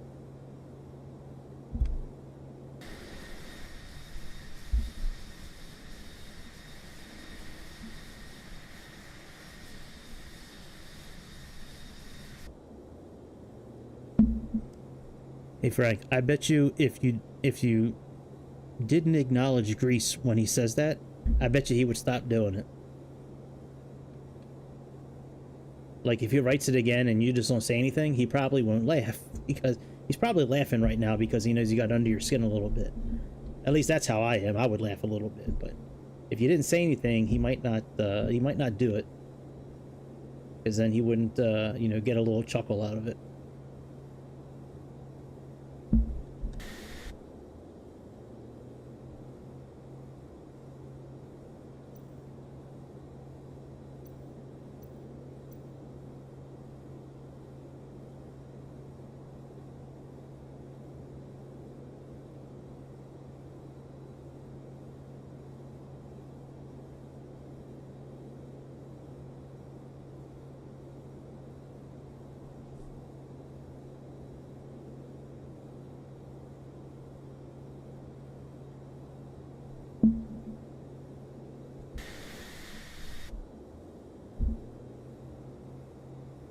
Our next turn. We're right over Warsaw, Poland right now. Boy, it's so weird, like flying over the Earth and not seeing like really like big circles in the ground like it is in the western part of the United States. I'm like, where's all the circles? Where did they go?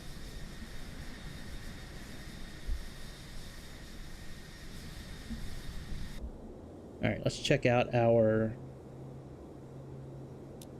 All right, so we got about a half an hour until we start descending. That's not bad. We made pretty good time tonight.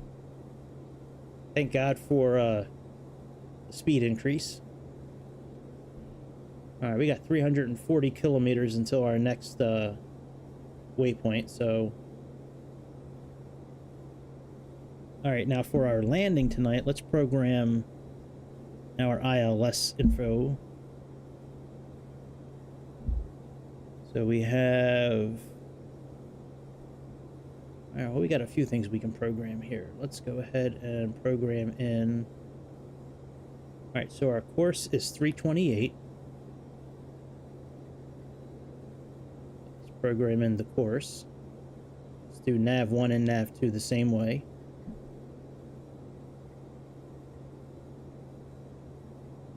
Frequency is 108.7. So 108.7. 108.7. That's good.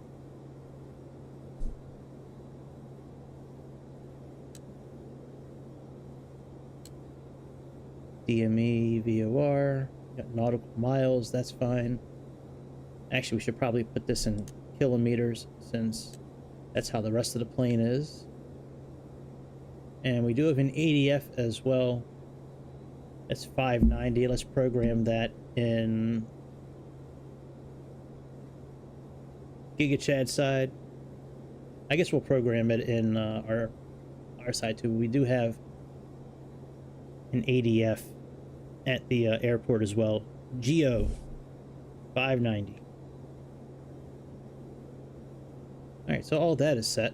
So when we flip over our navigation source down here later, the button I thought I was missing earlier is the button I already pushed.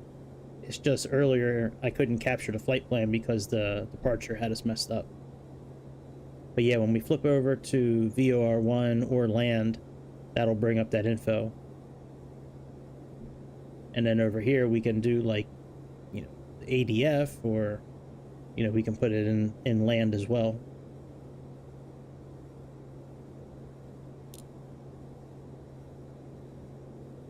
You know, I could probably turn off the little pop-ups here pretty soon.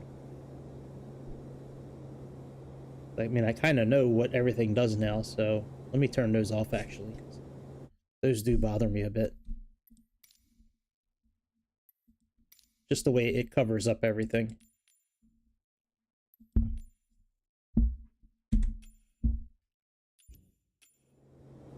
And whoa.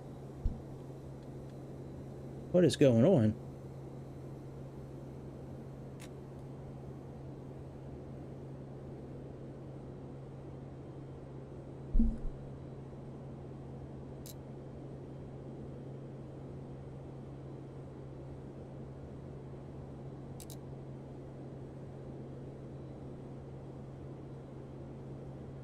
How did our altitude get knocked up so high?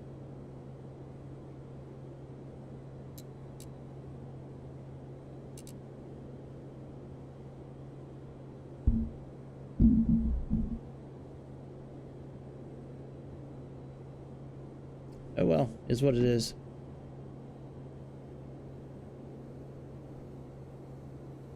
It just means we'll start our descent a little bit sooner.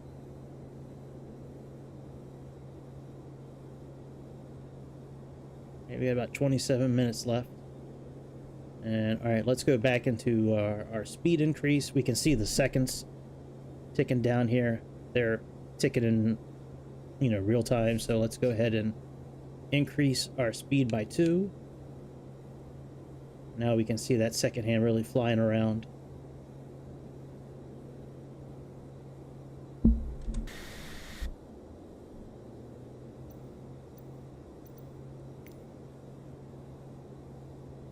I'll just leave it in this camera mode. I like this camera mode.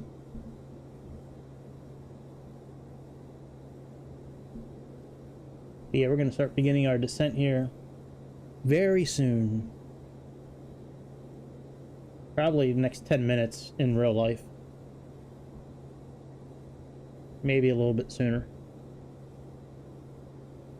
But what I like to do when I descend, I like to turn the auto throttle off at first. I like to get our speed down just a little bit, and then I'll pitch the nose down, and then engage the vertical button, and that'll do its best to keep us at that pitch.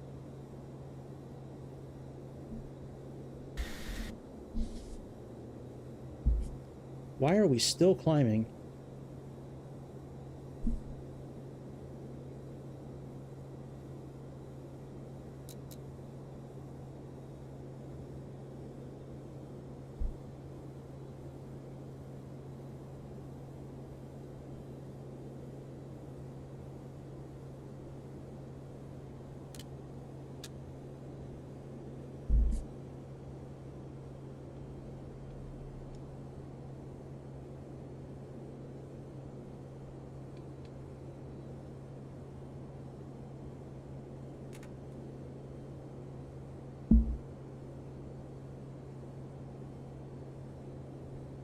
Alright, here we go. We're balancing back out again.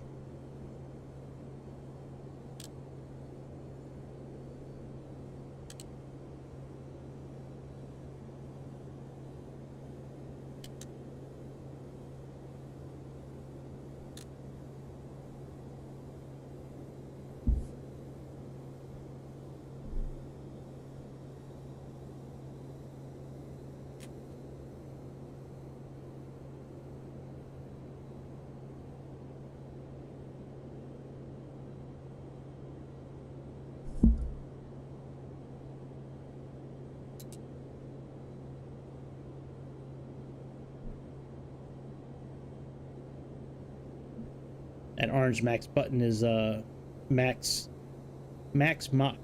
Like we should be at Mach 0.7172.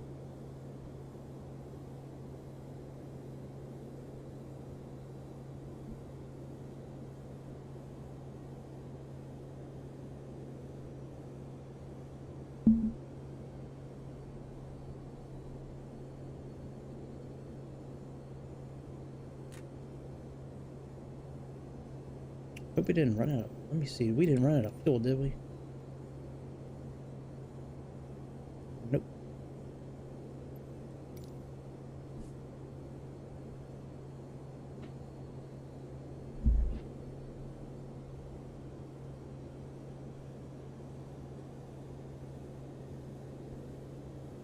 Okay. Thank you. Thank you. I'm okay right now. Thank you. Hi, my dad screamed. My daughter says hi.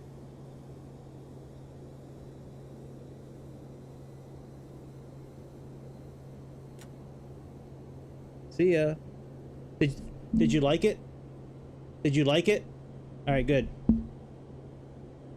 We tried a new pizza place tonight, so glad she liked it.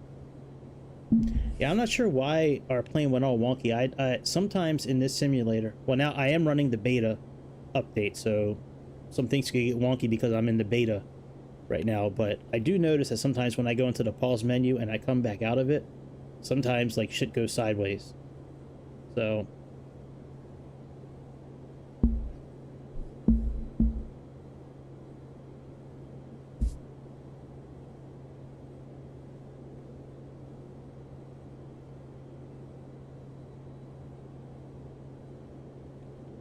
all right, let's go back to 2x speed.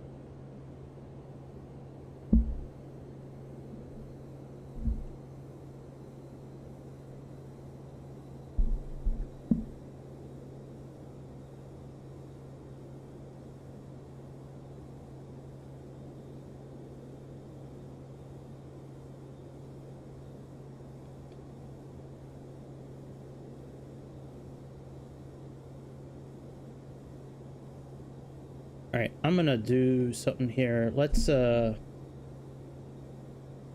off the auto throttle real quick. Let's pull our speed back a little bit and let's start pitching our nose down a little bit.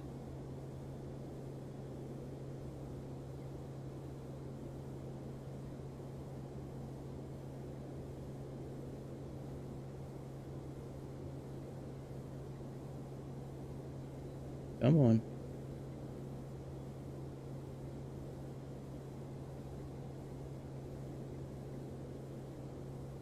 Why is it not allowing me to do this?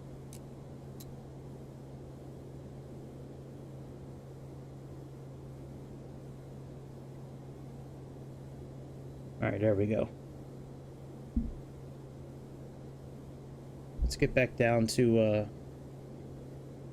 31,000 feet. 31,000 feet is 94.48.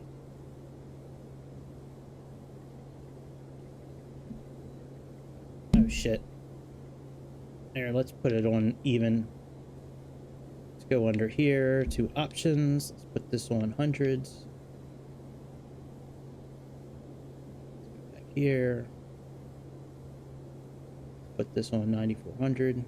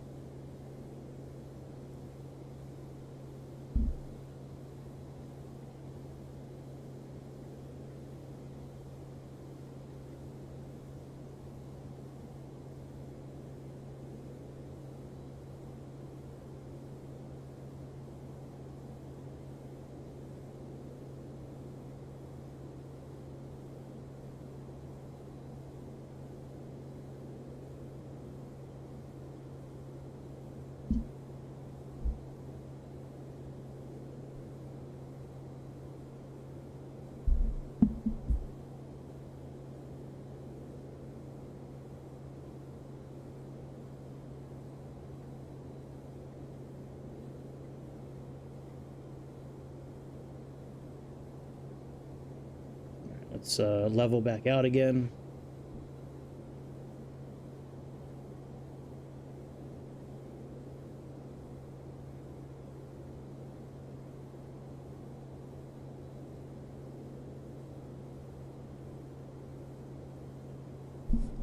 And let's click this again. Ew, that's not what I wanted.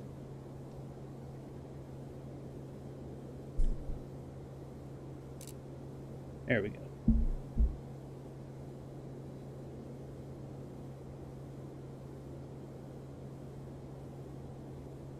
Now we should level back out again.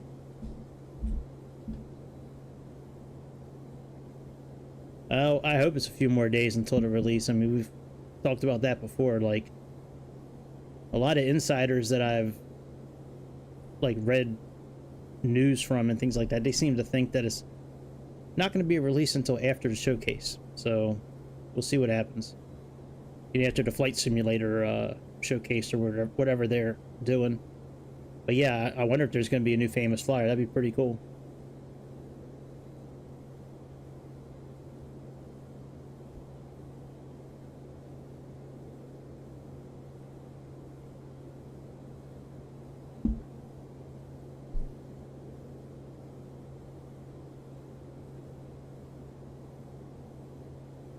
All right, everything seems to... Oh, let's put our auto throttle back on.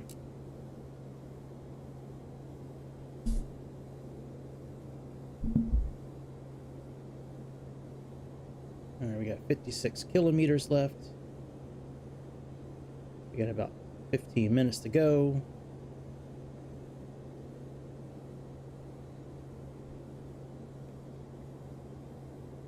Let's increase our speed of our sim a little bit. Yeah, I'm wondering what's going to be like the famous flyer too, like what they're going to do. I really hope everything gets launched when it's supposed to, but I'd rather wait for the launch if I need to and make sure everything comes out properly. Like, you know, I don't want it to come out and it needs a patch right away. You know, that really bothers me when these huge developing teams, you know, make these games and they come out and they're broken.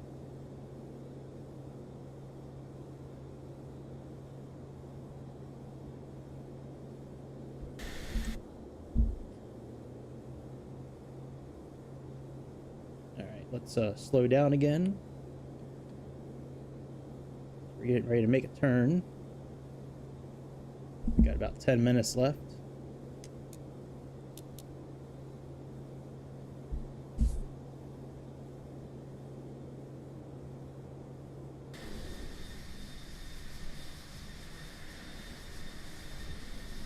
Rivne, Poland. Then the next stop after that, I think, is... Yep, SLV. That would be,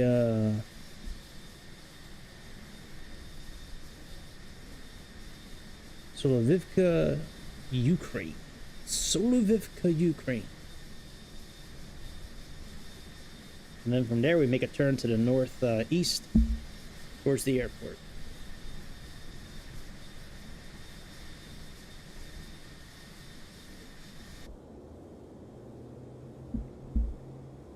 Alright, let me plug in whatever 3,000 feet is.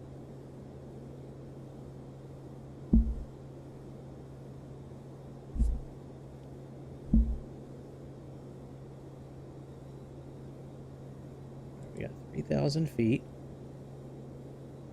And I did program 1022 to be the barometric pressure.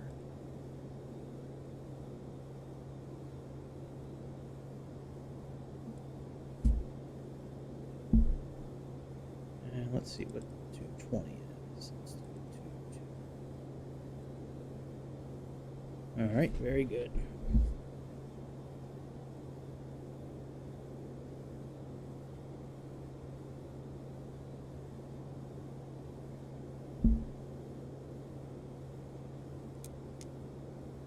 All right, about 9 miles, about 9 minutes left. Speed up sim a little bit.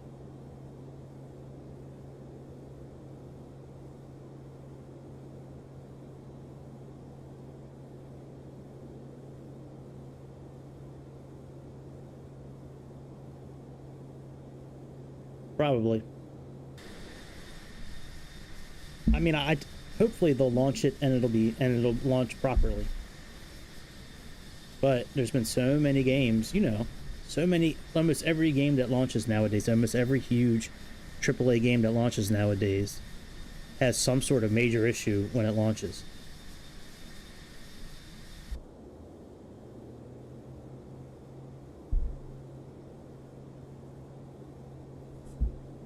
Alright, we got just a few minutes left. Let's go back to regular speed.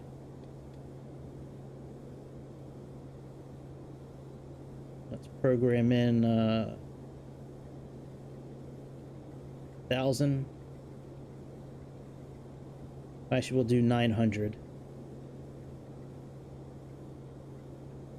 Let's go 889 and come here. Let's click on options. Let's click on 1.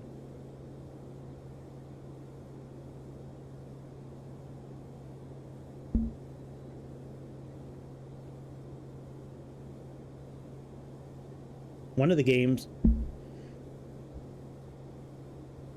Oh, I agree completely. I believe it's done on purpose. Most of the time, there might be a few times where it's an accident, but one of the games I can remember happening to that I really was looking forward to playing was that City Skylines, I think it's called. Is it called City Skylines? It's a city building game. I think it's called City Skylines. They had number 2 coming out last year, and I was very much looking forward to it because I loved the first one on PlayStation and on Xbox, and it was supposed to come out like in October on the Xbox, and they had so many issues with it when they launched it on PC that they just pulled the plug on the Xbox edition altogether. Yeah, I'm still kind of upset about that because I was really looking forward to, like, I have like every DLC for the one that came out years ago, like the airport, the universities. Like I love that game. That game was so much fun to play. All right, I think we can probably start descending here. And we got about 4 minutes. Let's wait till we get the green light, and then we'll start descending.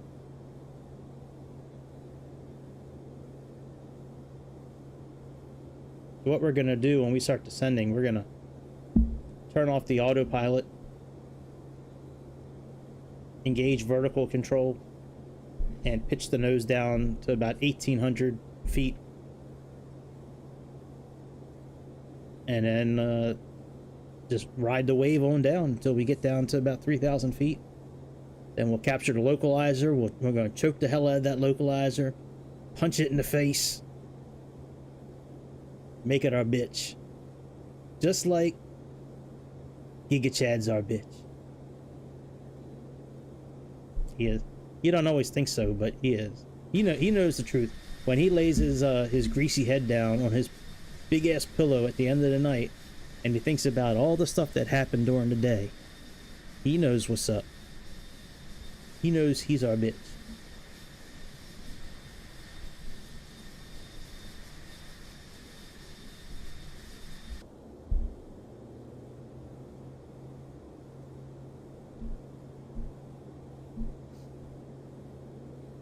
I can't remember any time using any of these buttons over here. Like let the turn 90 degrees or the circle button or the...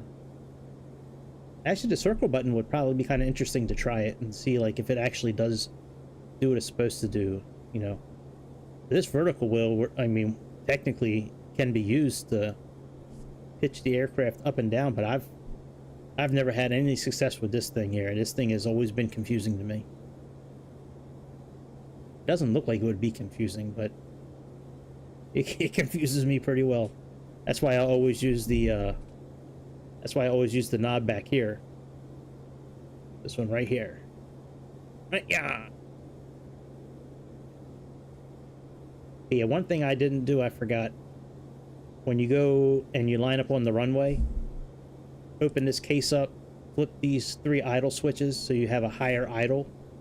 And then when you rev the engines up, you have that higher idle as well. It'll get you up to your takeoff speed quite a bit quicker. And then once you get up in the air, just shut this like this, and it'll flip all the switches back to the normal setting here.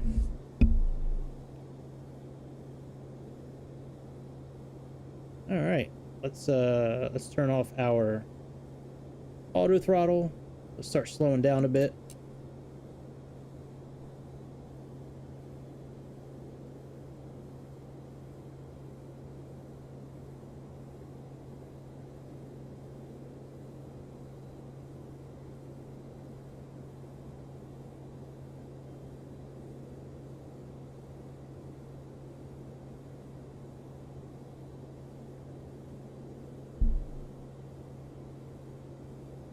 Let's click this vertical button here, and let's start pitching down so we can get down to about minus 1,800. Yeah, I hear you. I'm the same way. I I like downloading all the material that's available for the airplanes and reading. Yeah, I agree. I'm the same way. I'm the same way with the train simulator game too.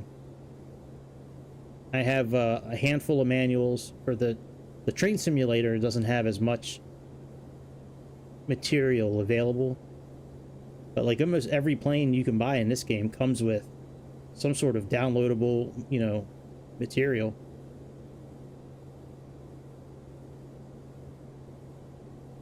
All right, we are pretty close to 1,800 feet.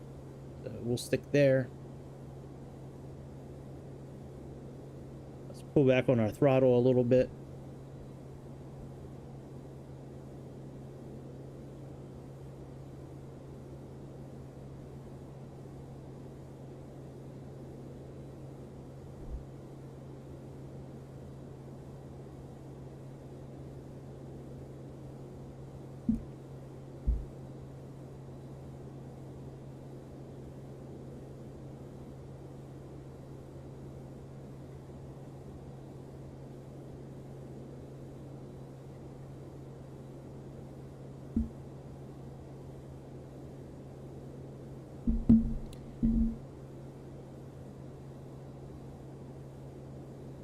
He blocked you?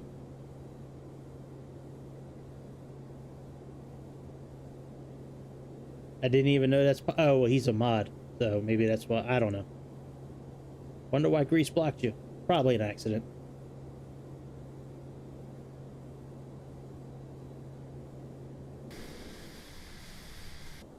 It's probably an accident.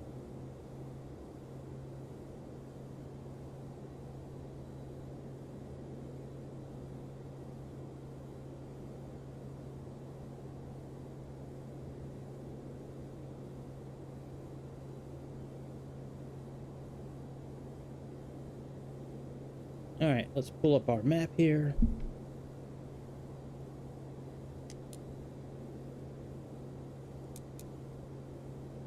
It's probably an accident that Grease did that.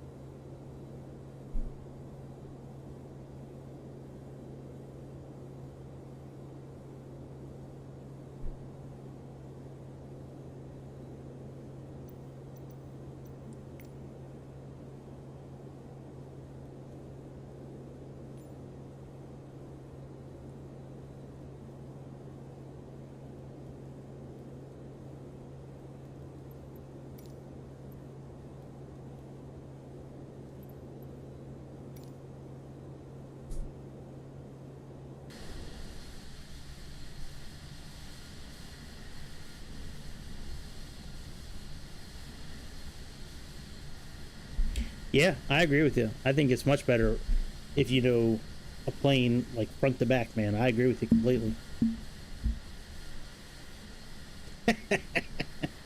Grease doesn't hate you, man. Come on, man. Ain't nobody hates you here. Stop being all dramatic, Frank.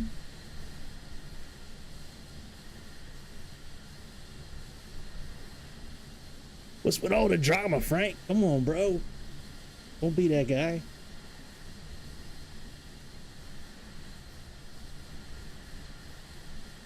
You're gonna put big old butt right on this runway.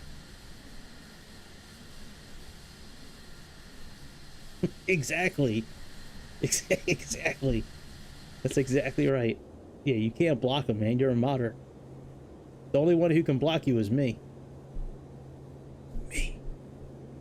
And the only time I would do that, while I'm flying is if, you know, something really bad was said, you know, and I'd have to like do my thing. But other than that, you know, I don't really even like look at, you know, there's some people out there like that look at the chat, man, and like they don't want anybody talking anything other than the game they're playing, man.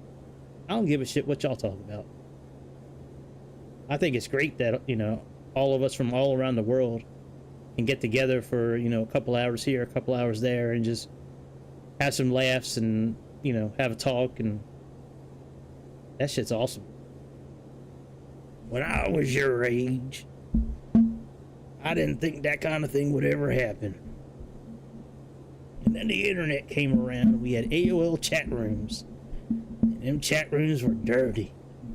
Them chat rooms were filthy, man. I remember being like 12 years old, 14, 10 years old, something like that.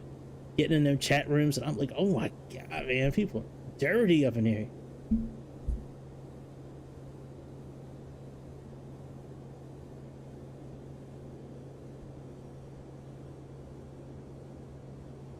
Well, thank you, Grease. I appreciate that. Thank you very much.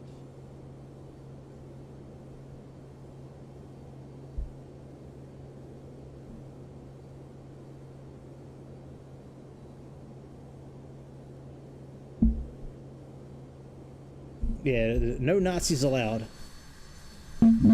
Hey, what's our transition altitude? Let me look at our landing chart here. Let me look at our approach chart. Oh my. We have a transition altitude of 10,000 feet. That's amazing.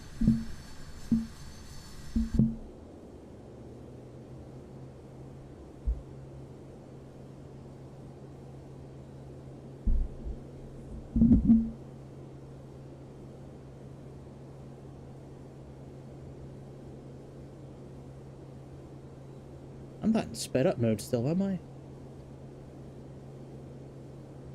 1,000, 2,000, 3.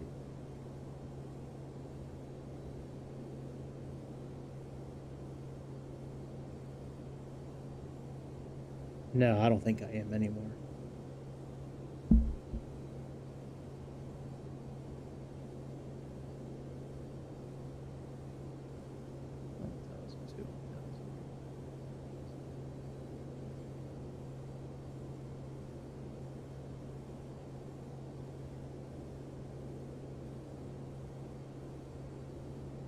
No, I'm not sped up mode anymore. Okay.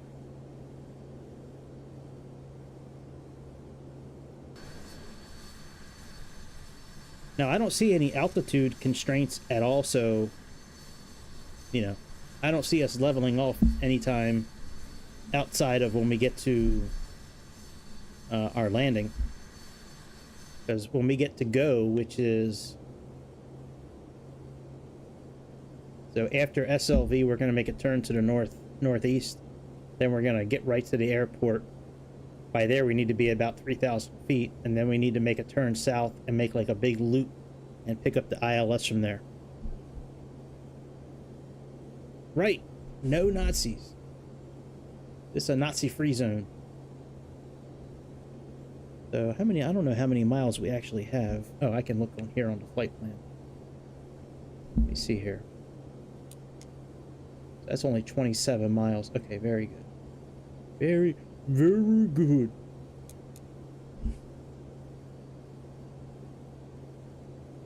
I always like those little stones you can throw in the Dark Souls games. Very good.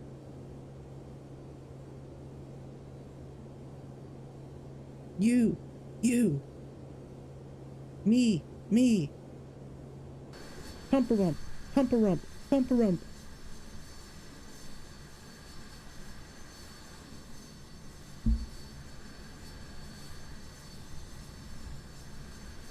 Alright, so we took off with the lights on. Let's start making it a little dark for our approach tonight, because I know that's how some people like it here. So let's start darkening things up a little bit. Let's start darkening things up.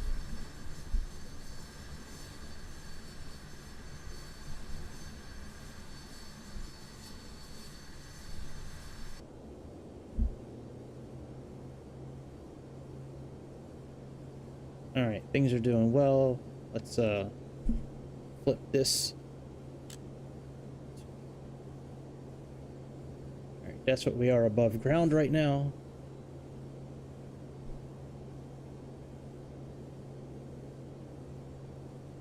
VR1. True airspeed.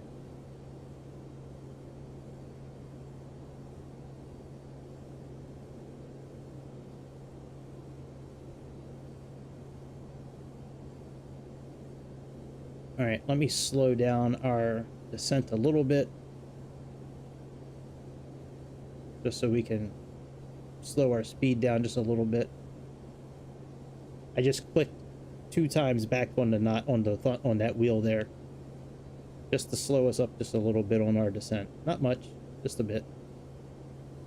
Usually when I'm flying any plane, a jetliner, especially like, you know, a jetliner, when I get to about 10,000 feet, I usually pull back to about like -12, -14, somewhere in that area. That way we can slow down to a good speed. Let me see what 225 is here. 416.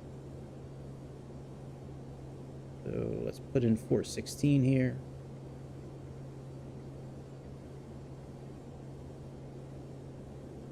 And let's put back on the auto throttle. Oh, actually, we're not at that speed yet. We're still faster than that, so we'll leave off the auto throttle for now.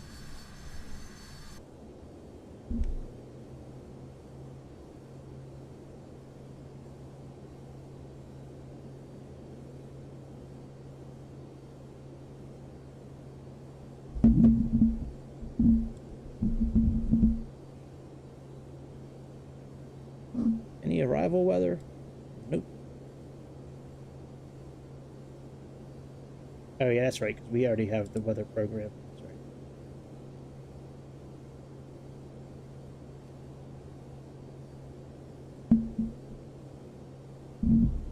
Pump-a-rump, pump-a-rump, pump-a-rump.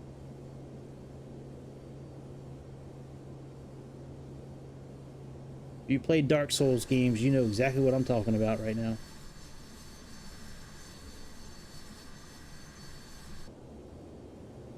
Them little birds. Them little birds that's in, I don't know if they're in the first one, but they're definitely in the second and the third Dark Souls. You can trade all kinds of goodies and they give you a goodie back.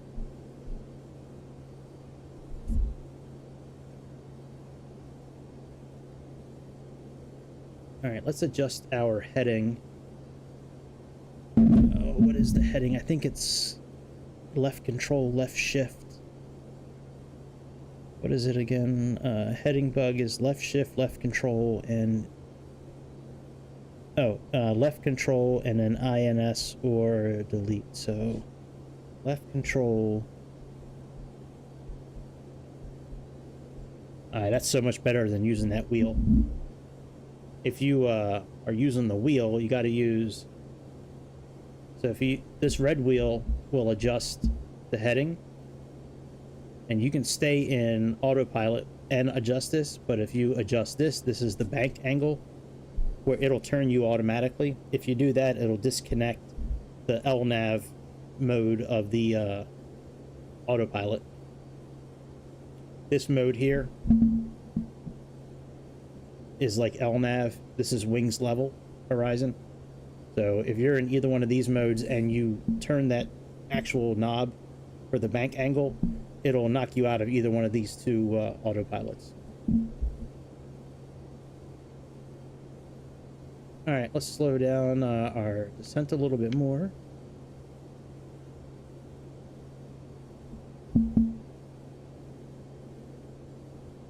And we're getting ready to make our turn. We still have about 20 some miles into our destination. But once we get to that airport, we're gonna go to the airport and then make a big loop and go down south. So if you were to pull up the approach chart, it shows us you have to go to the airport and then we got to make like a racetrack kind of loop. But even with the arrival that we're doing, the arrival just takes us right to the ADF station, which is at the airport, and then we have to go south from there for this runway. So let's continue. Pull that back a little bit, and let's put on our auto throttle.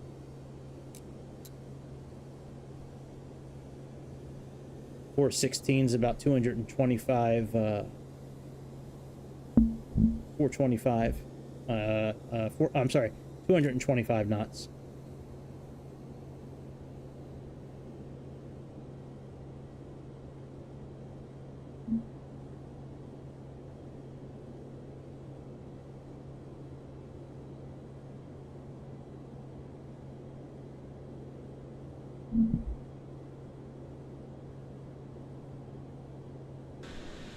Whoa! Whoa! What the hell happened?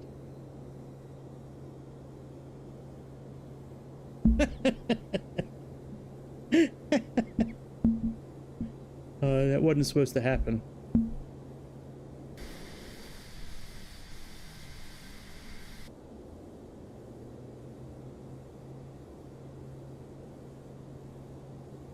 Mm.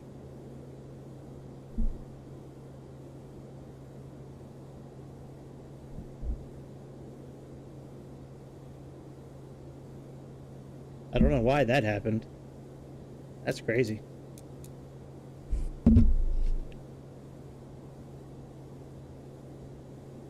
Oh, do I have the wrong thing plugged in? No, 225 knots is 416. That's correct.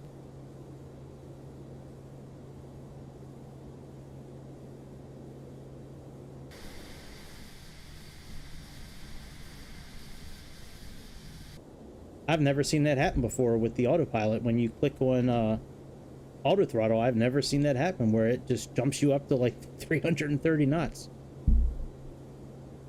I don't know, dude. I have in here programmed 225 knots. I clicked the auto throttle and it brought us up to like 330 knots. Like, I was wondering why we stopped descending, and I went outside and looked, and it showed us going like 300 and some knots. Now we're slowing down again, but that's crazy, man.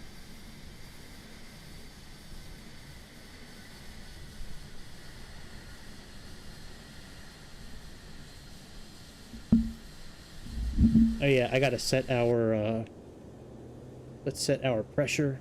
What is it, 766? Yeah, 766.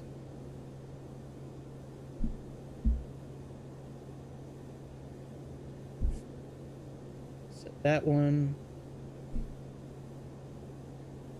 Set this one. Let's set this one here.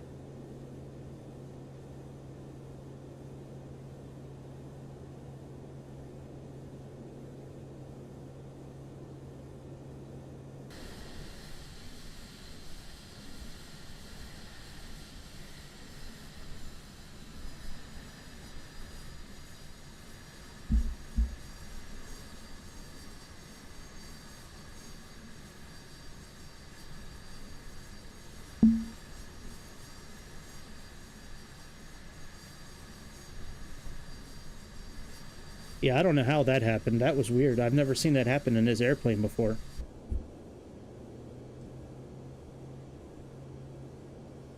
There's really no reason for that to happen with the auto throttle. That was crazy. All right. I think our landing speed is probably going to be about like 145. Let me plug that in here.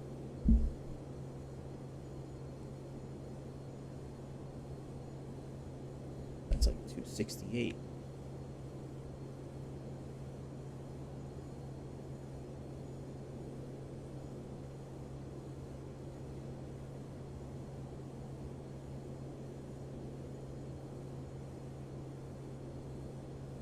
Yeah, we can almost level off. And actually, let's go into heading mode, actually. Let me adjust our heading a bit.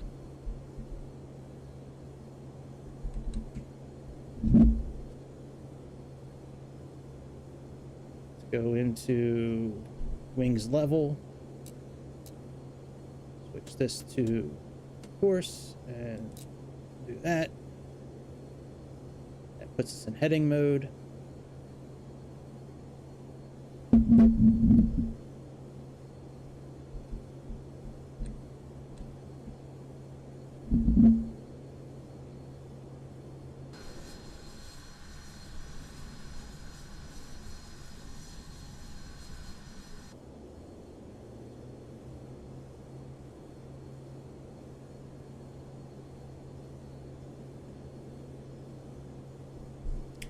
Actually, let's put Mega Karen, Giga Chad, let's put them landing.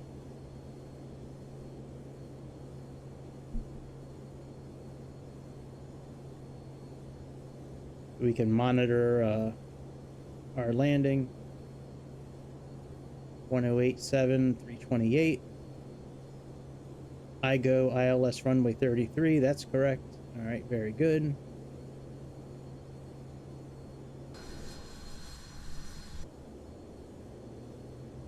And we're almost at our altitude. All right, let's start going south.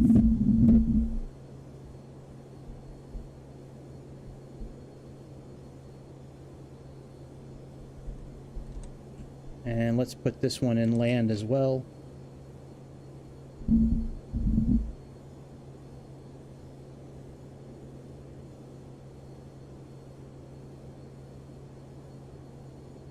All right, let's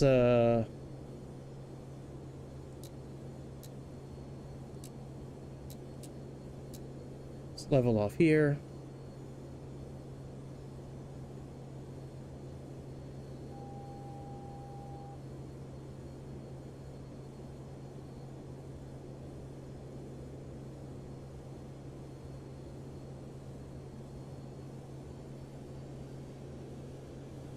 Just fly manual for a little bit.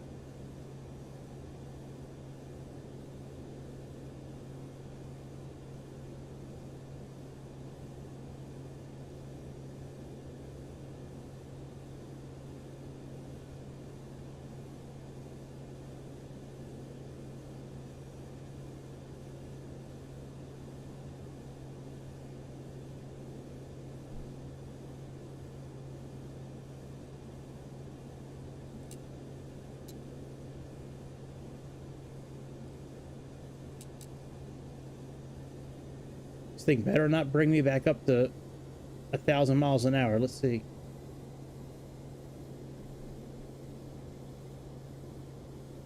All right, good. Very good.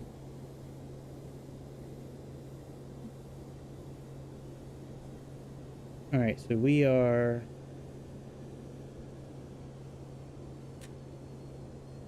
And DME is not showing anything. All right. But we got our flag right here for our localizer. So let's go out a little bit farther.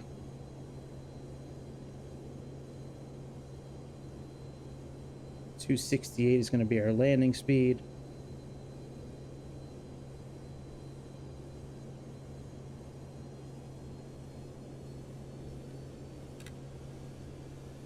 Put down some flaps.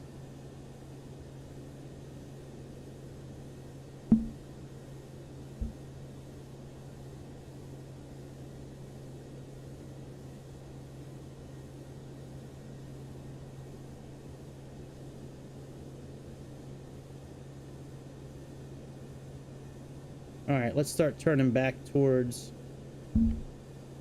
the airport.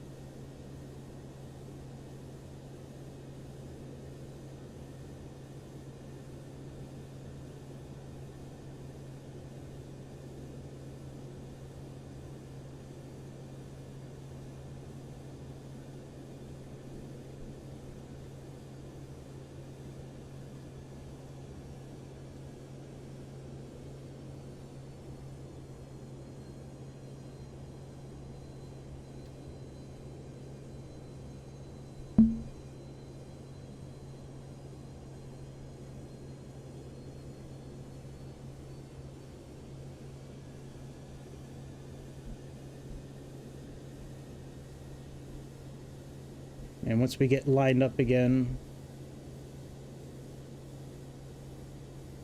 we'll click the, we'll go into approach mode and then click the PC button again.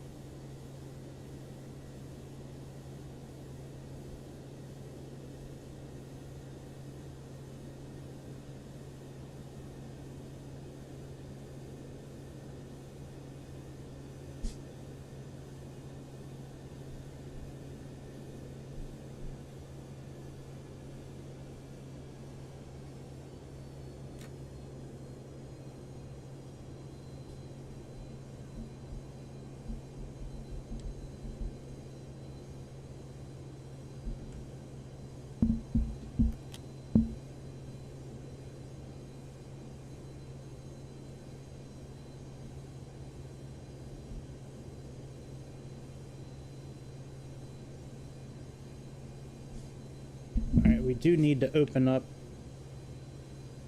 for our landing gear. We do need to release this. Put on our fuselage lights, landing lights on.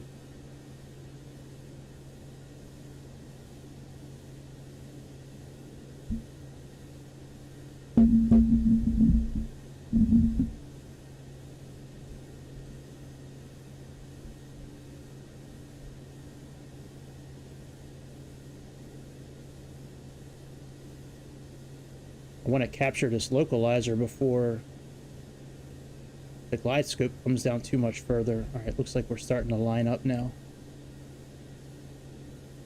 I'm not looking at the top left. I'm looking at this right here.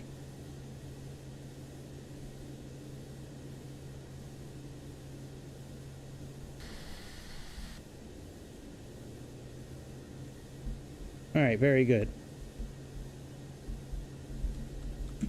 So let's do that.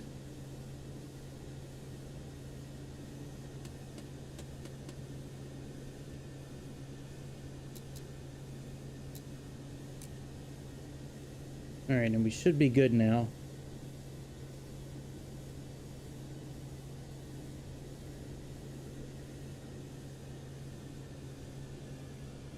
Put our landing gear down.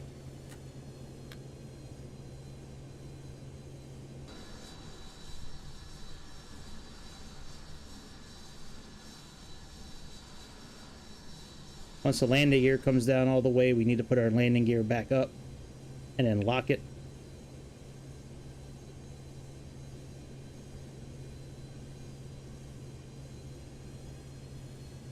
We might have missed the glide scope, the glide slope, actually.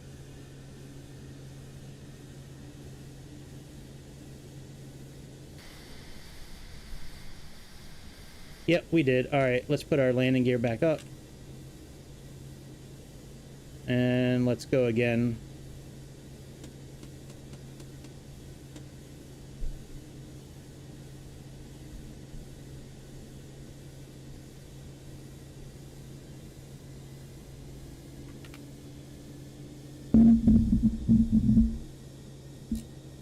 Let's turn around again.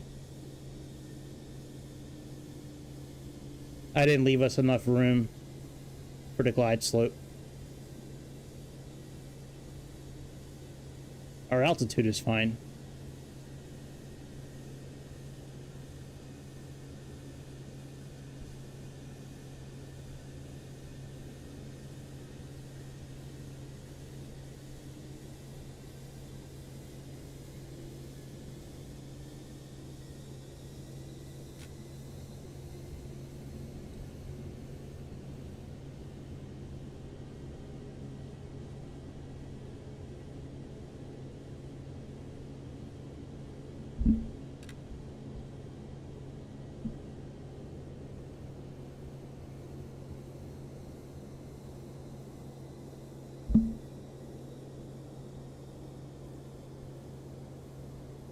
That's right. We on the move, bitch. Watch out. It doesn't show us our distance on this DME here or here. So I really wasn't sure how far we had. But obviously it wasn't far enough. So we'll go back out again and make another loop. We'll just let the glide slope this time. We'll have it up quite a bit higher this time around.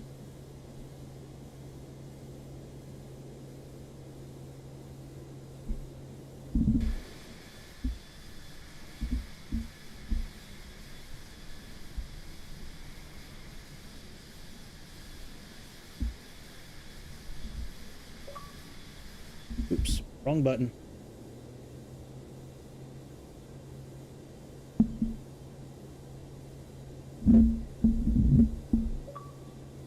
Yes, I know. Hit the wrong button. So here's the glide slope flag right here. And when I finally got lined up, it was like right around here. I thought I was able to catch it in time, but I didn't. So this time, I'm gonna wait for it to get like up top more, and then make our turn back to the runway.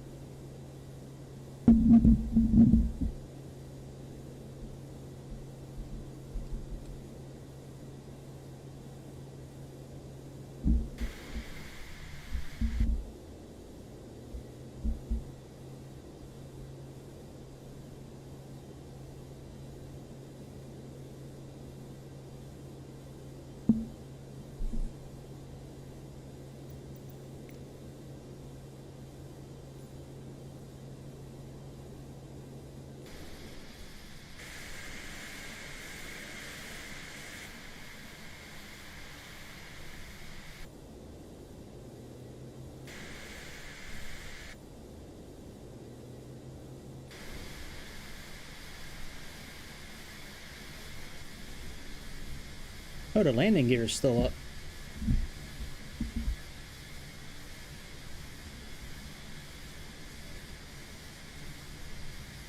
I mean down. Sorry. I meant down. Trying to find a good view for landing, but that one's actually kind of cool. Let's leave that one on for landing.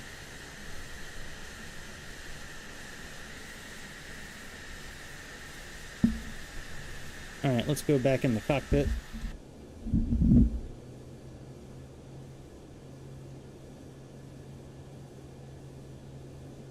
Alright, the flag's all the way up. Let's let it go up just a little bit more.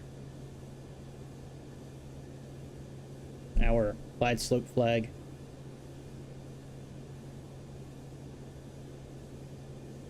Alright, let's slow down a little bit.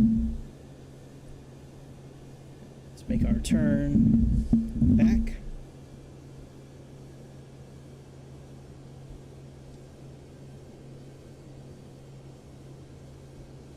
Let's go a little bit more than a 45-degree angle.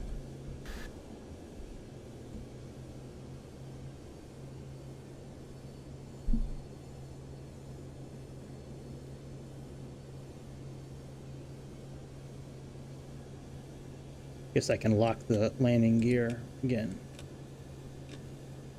Actually, I'll leave it unlocked since we're getting ready to put it back down again.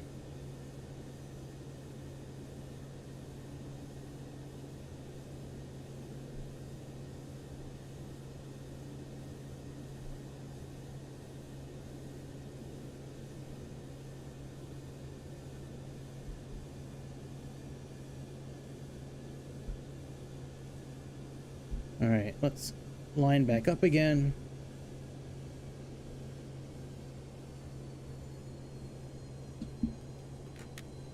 Put some more flaps down.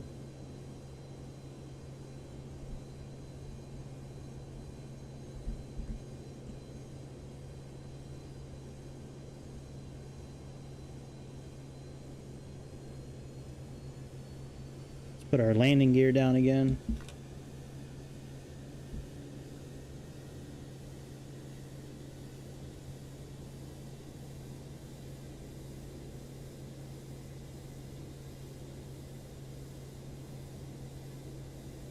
Come on, localizer. Yeah, localizer, line up.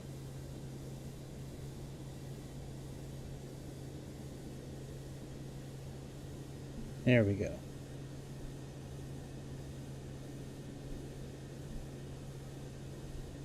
All right, that's close enough. Let's level our wings out, and then we're gonna go into approach mode. We're gonna click PC and vertical, and now that should capture everything for us. Landing gear should be down. Nope.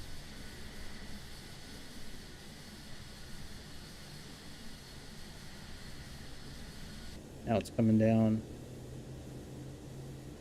Put this on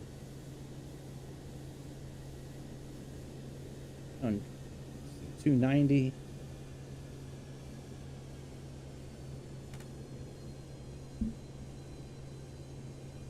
All right, landing gear is green.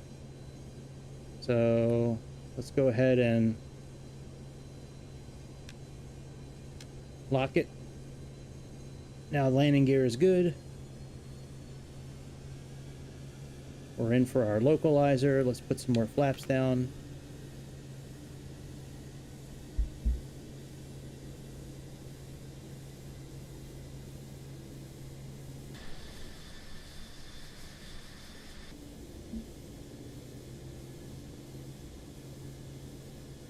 We'll change our camera angle once I know for sure that we caught the localizer. Let's put this down to 268. Oh, we'll do 269 actually. It's 268.5.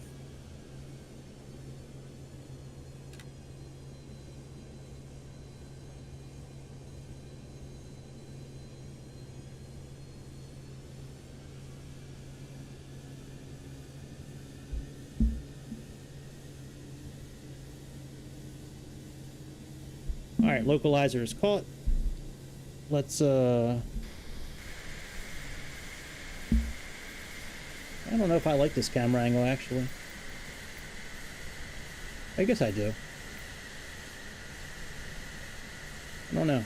Let's see if we can find another one again.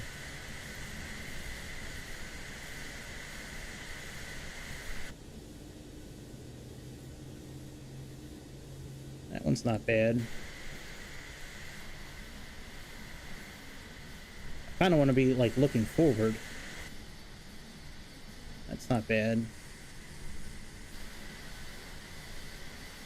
Hey, we do have to arm the speed brakes. I guess we can just stick with this one. Let's let me arm the speed brakes. Oh yeah, I got to do that, and we got to put up that, and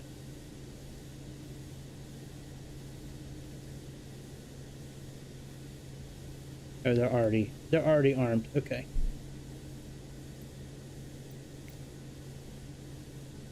Landing, reverse thrust, ground spoilers, braking, reverse thruster up. All those are good. Okay, we need to put the idle up high, so let's do that.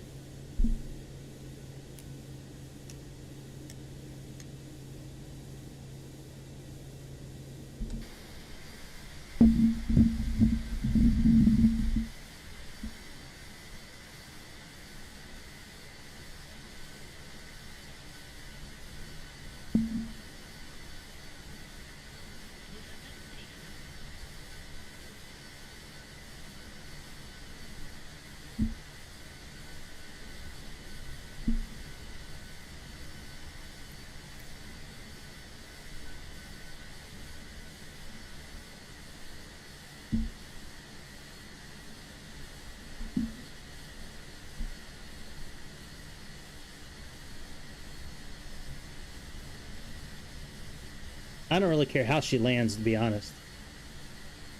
We're gonna sit down here until our wheels hit the ground.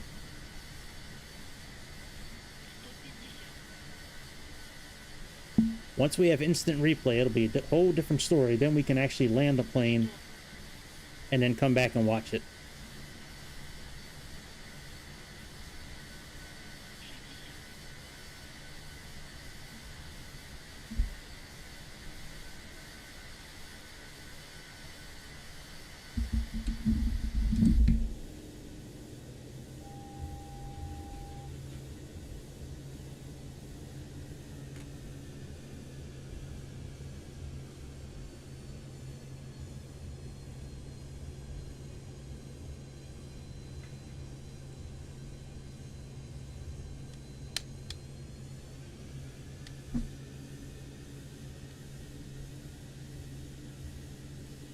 All right, Bertha is down.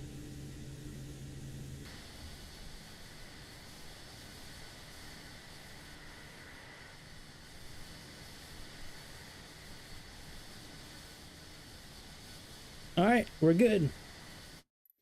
We're good. Yeah, exactly. Damn Russian autopilot. She tried to make me make circles the whole time. So that's I think that's about it for the show, man.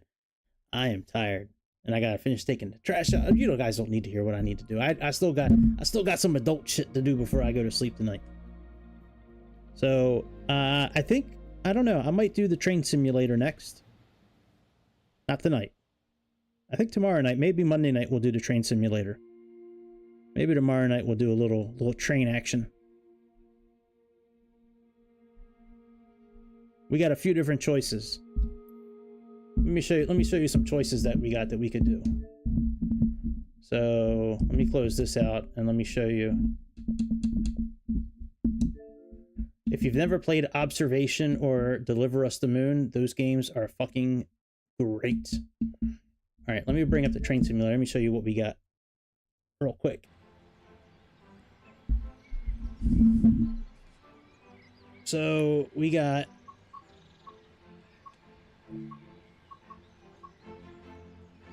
let me turn the volume down.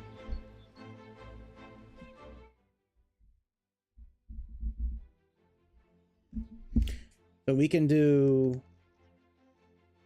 have a high-speed train in England or a steam train. Thank you. We have subways in New York. We have old style train out in like the Appalachian Mountains. We got a high-speed train like in the Mediterranean type area, like south of France. We got trains in Boston. We got trains in California. We got an old train like in Austria and Germany. And then we got another Austrian-German train, another Austrian-German train, and then we got trains in England.